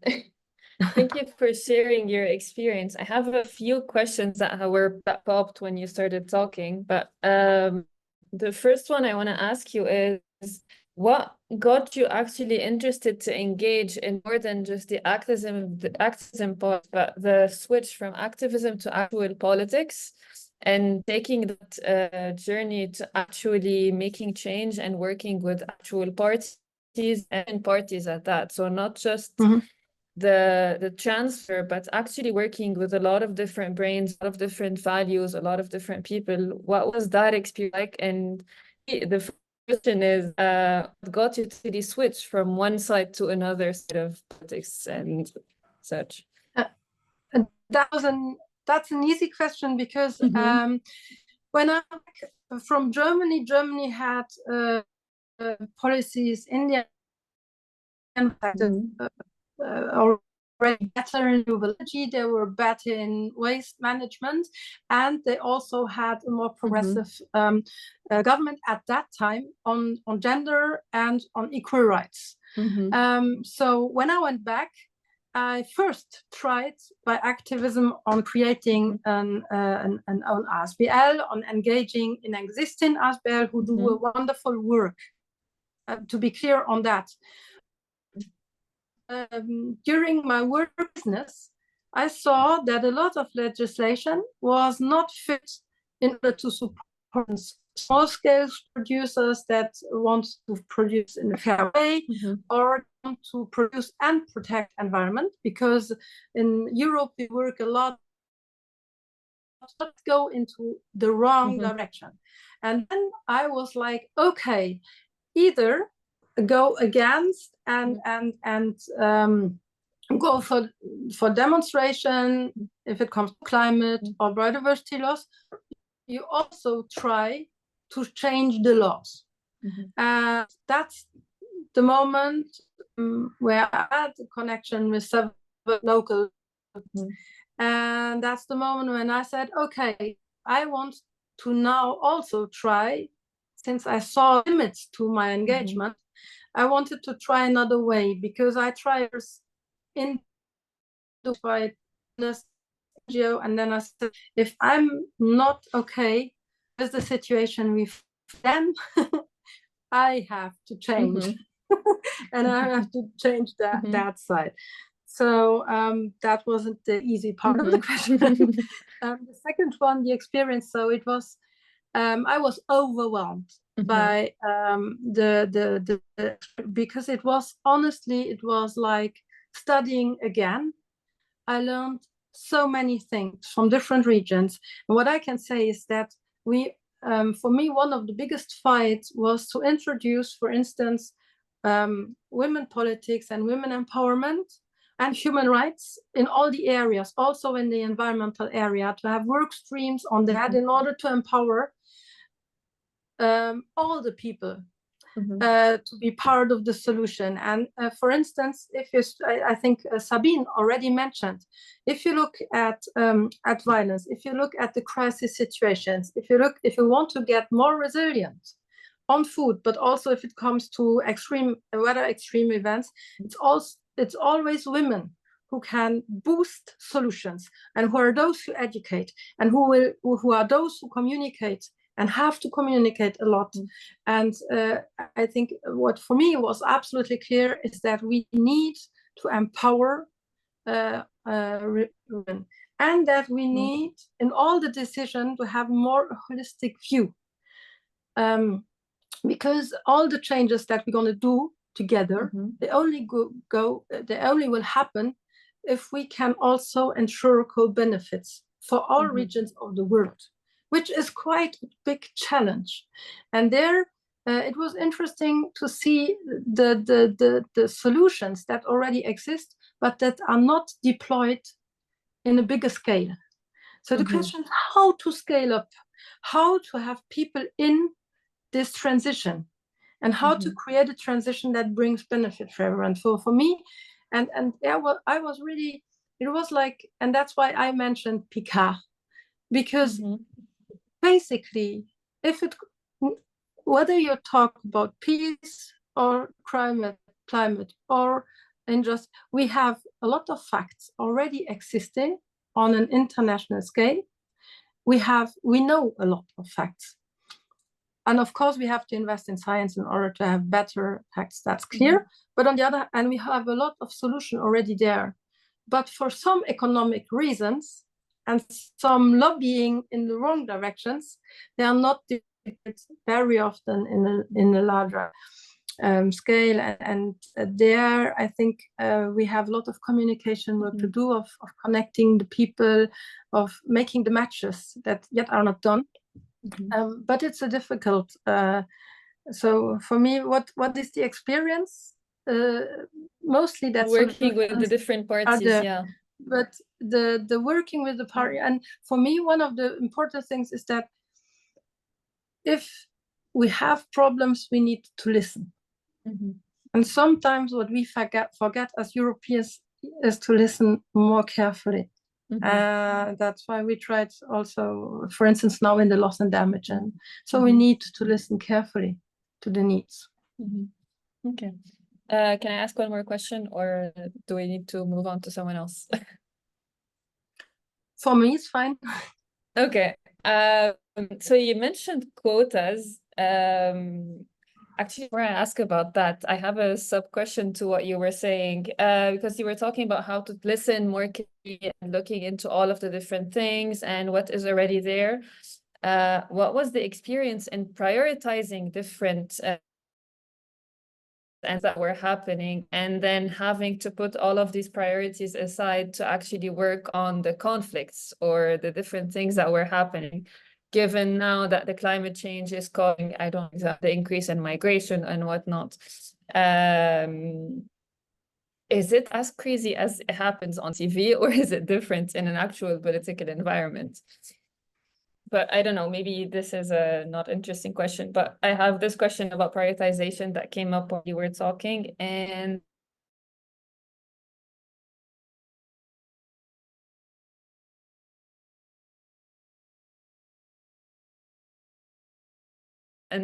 actually coming just a checkbox,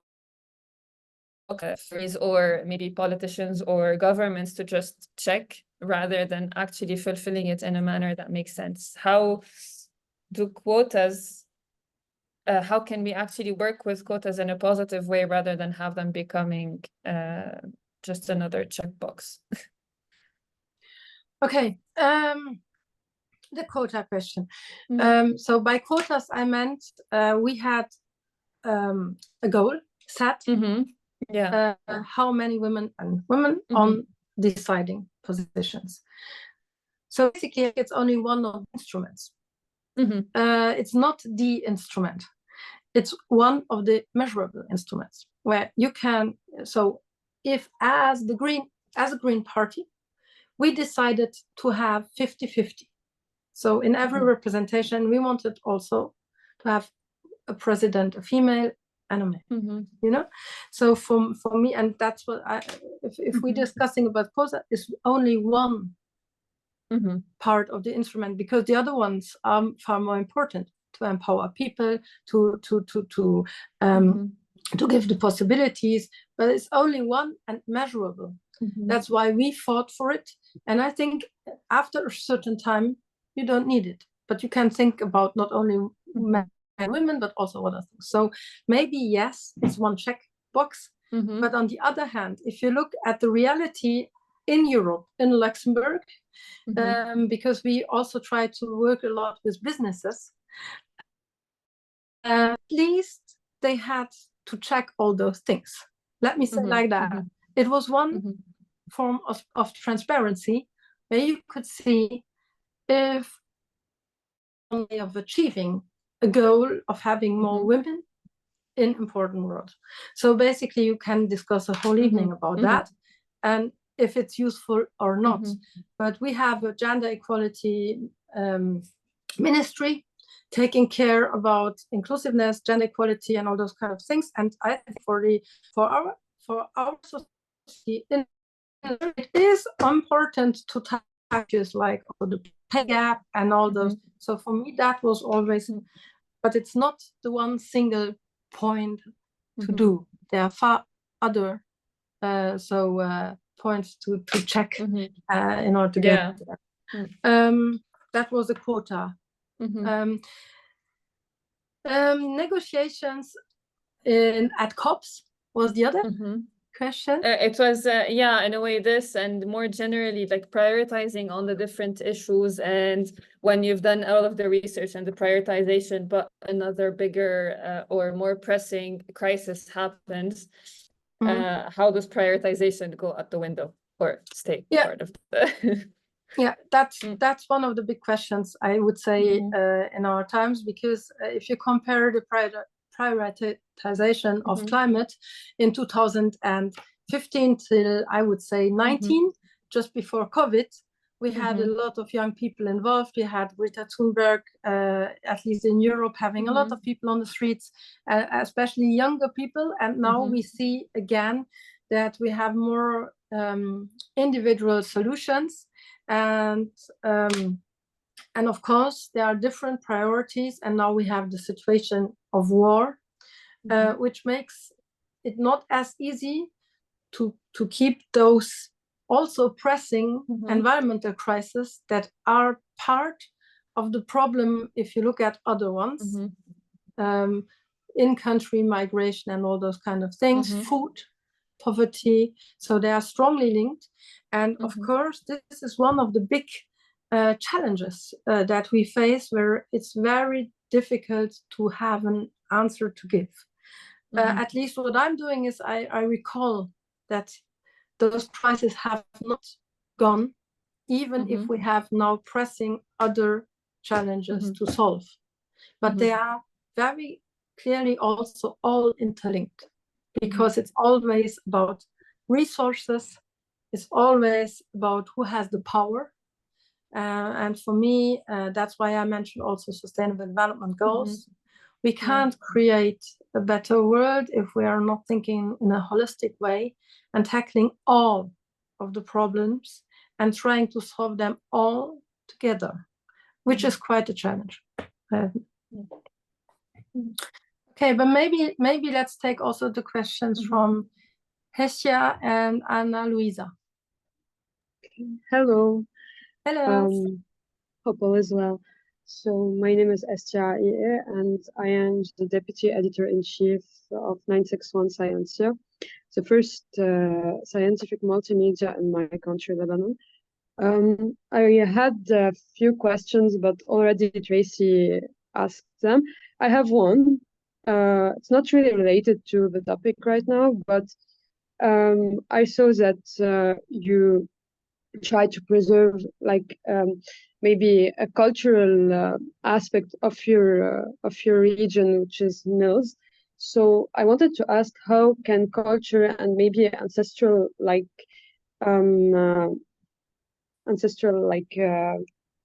maybe tradition can contribute to environment and maybe constitute alternative to fight climate change and so on?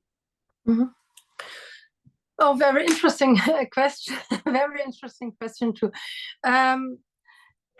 For instance, in my region, we're heavily dependent on resources coming from other regions, whereas like 100 years ago, we were producing a lot ourselves. We had traditions to eat seasonal fruit and vegetable.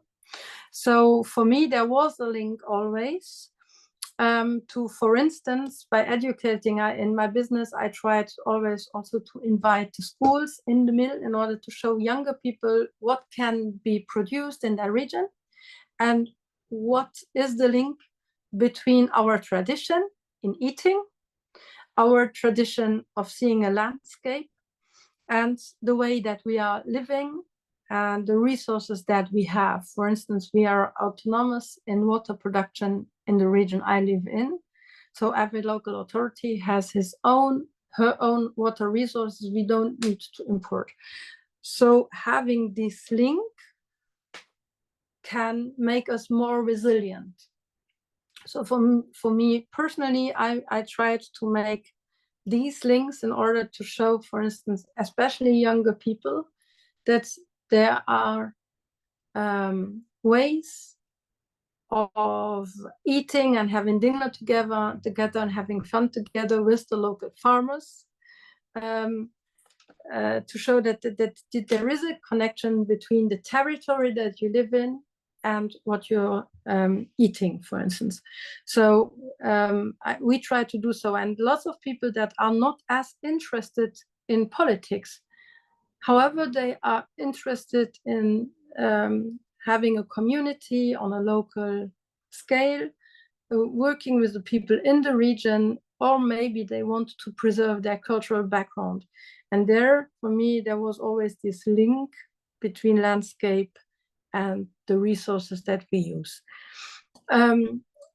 Whereas we have to be careful not to stick to the past too much, but also to be open to innovation and all those kind of things. For me, I always try to have that, yes, equilibre, I would say, between tradition and the innovation, where we can bring much, where we can be more efficient in the use of our resources. And so all the time they had already solutions, but today we are able to do more while also taking into account innovation. But I think if you have a good, if you have these roots in your regions, that can help to get people on board that are not as interested in politics, especially. I hope I answered your question. I do not know if you see the same things in your regions. Okay, thank you. Regarding it, I guess we have some aspect of our traditions that can tackle some problems, like local problems or individual problems regarding environmental crisis. But however, as you said, innovation must be also included to fight it. And for me, tradition is not to stick in the past, but to remember what can be done is in an old way, but also to accept that we need to make the next steps. Yes. Okay, and then I had Ana Luisa.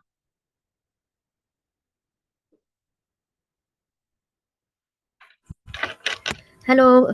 First, let me thank you so much, guys, for the interesting session. Anjad, it was an amazing session. And Carole, it was nice to know that you participate in COP21, because I'm an environmental activist and I worked for 3 years in raising awareness about climate change, sorting from source recyclables and eco-friendly tips for schools, youth, and schools. So heck, I feel I'm so glad to know you, heck, and getting so closer from people that really work worldwide and not like in Lebanon or small areas. So thank you for sharing your experience in COP 2021, and thank you, guys. So Ana Luisa, you are also in education, and you also are activist in school, as I understood. Yes, I work in an NGO in our area that worked on raising awareness for schools and scouts, youth, women's about how to sort from source recyclables, how to be eco-friendly, to work on limiting climate change.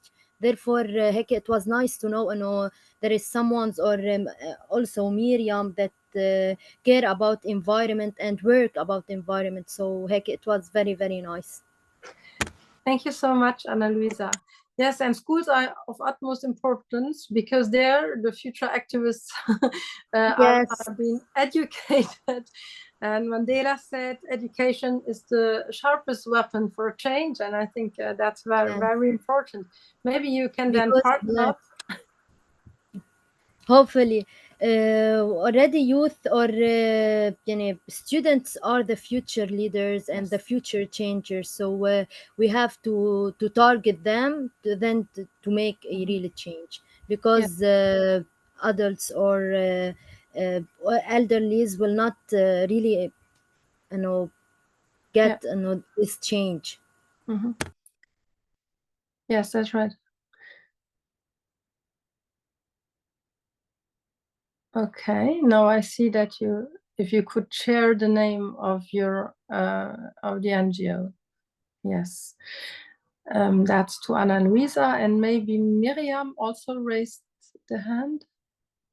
Yes, I want to say thank you, and I have a question. Yes. Do you think due all this evolution and things humans are creating, could our Earth or our nature re-establish itself due all this pollution and the changes that had occurred? So basically, so what we humans do to our nature and to the planet is quite a disaster, but rather for us than for the planet. Because basically, we as humans, we need a safe living space. We need certain conditions in which we can develop as societies. And the more extreme and the more we destroy, either be it biodiversity, so nature, and the more CO2 we emit, so the more extreme events will happen, and the more places will be endangered. So basically, it's for our own safety that we have to preserve the planet, because this planet could live easily without us. It will suffer less. But the problem is that we're there, and at least I want to guarantee for the next generations that they can somehow live in a safe world, as safe as it can be, safe under those brackets. But it's basically we as humans who need to take care for ourselves and for the future generations. And basically, we have the knowledge to do so. But the world, I don't think that nature protection or resource protection or climate protection are done to save the planet. It's rather to offer future generation the hope of being able to develop in a safe world. But nature can recover. I can tell you that that's very so nature-based solutions, and also combining climate change solutions with biodiversity protection and social and human rights, that gives us chances and opportunities. So not to make it too depressive here. So maybe I would suggest to take like one last question, because also in the chats they have been quite active, and there have been questions because I think also the evening is getting long for everyone. So I would suggest to take one more. So Diana has raised her hand. Mm-hmm. Yes, I have just one more question. It might not be of that importance, but have you ever faced bureaucracy during your work, and how it affected your work? Have I ever faced the bureaucracy? Bureaucracy. Oh, yes. Okay. I faced bureaucracy nearly in every single step of my life. To get European money for the regional development, I had to do a lot of bureaucracy.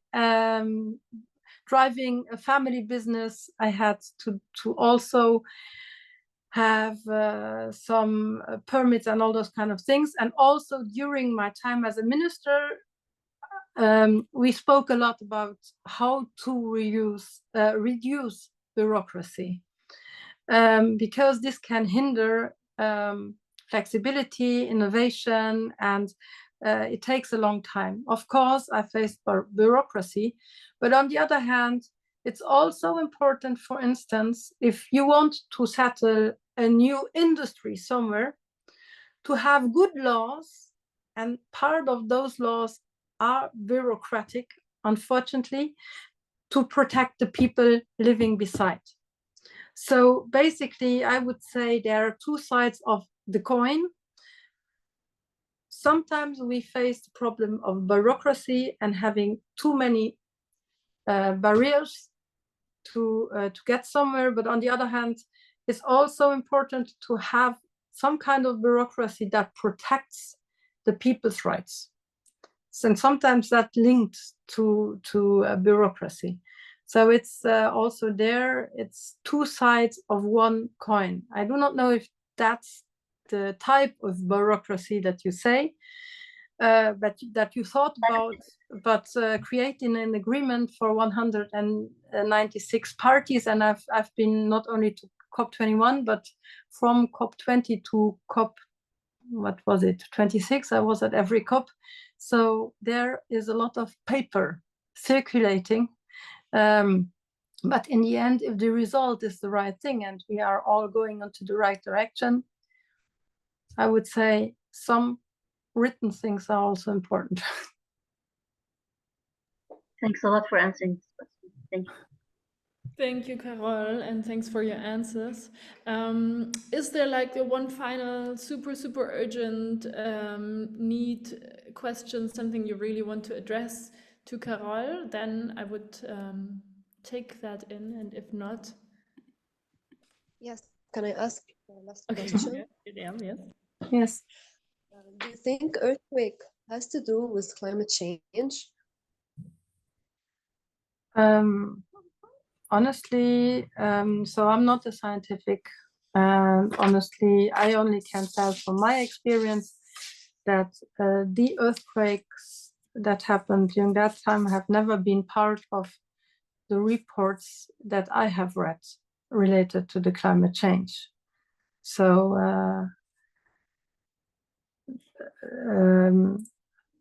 at least I didn't see that clear link.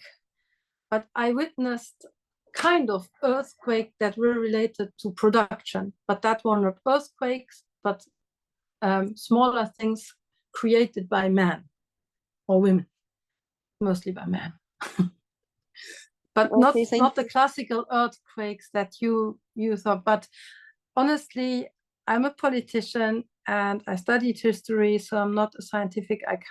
I only can say what I have been reading in the scientific reports, and there was, at least as I know, not those links done, and it was not the big issue discussed.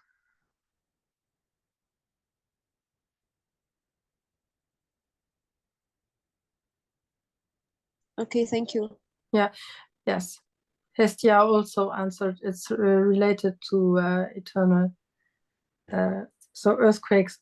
So at least I did never read about it, the link. Thank you so much, Carole, also for answering scientific questions from your perspective. So I would now close this Q&A session and thank you, Carole, for your time spent with us for the evening here with us and for giving us insight of your personal journey. And also, I think what we can all relate to is this experience of empowering yourself. You know, what you talked about, I found it was very inspiring, how to just step up to the chance you've been given and just do it, although it's frightening sometimes and it's a big responsibility and it is a lot. I believe, and I'm sure, even though it's not a position of minister that we are maybe offered every day, everyone can relate to this feeling. We all have this bigger and smaller tasks that we sometimes need to just step up to and say, okay, we are going to do this. We will address a cause because we feel the motivation and we feel the need to do it. And it's impressive to hear from you and to relate to you and to make this experience of yours more relatable for everyone. So thank you for taking the time. It was a pleasure. Also, there's the question from Loai, whether there is a possibility to connect or if we can also share if Carole wants to, or yes. just let us know which way would be the best to connect with you. Yes, I'll give you an email address, so I think you and Sabine already have mine, so there's possibility to connect. No problem. Thank you. So, Carole, you are sent good night, or not good night because you don't have to go to sleep, but goodbye. Okay. But the rest can please stay a little bit longer for some organizational informations. But thank you so much, Carole. Thank you so much. It was a pleasure, and I wish you all the best for the next steps. So, hope to see you again. Bye-bye. Thank you, Carole. Bye. Bye, Carole. Thank Bye. you.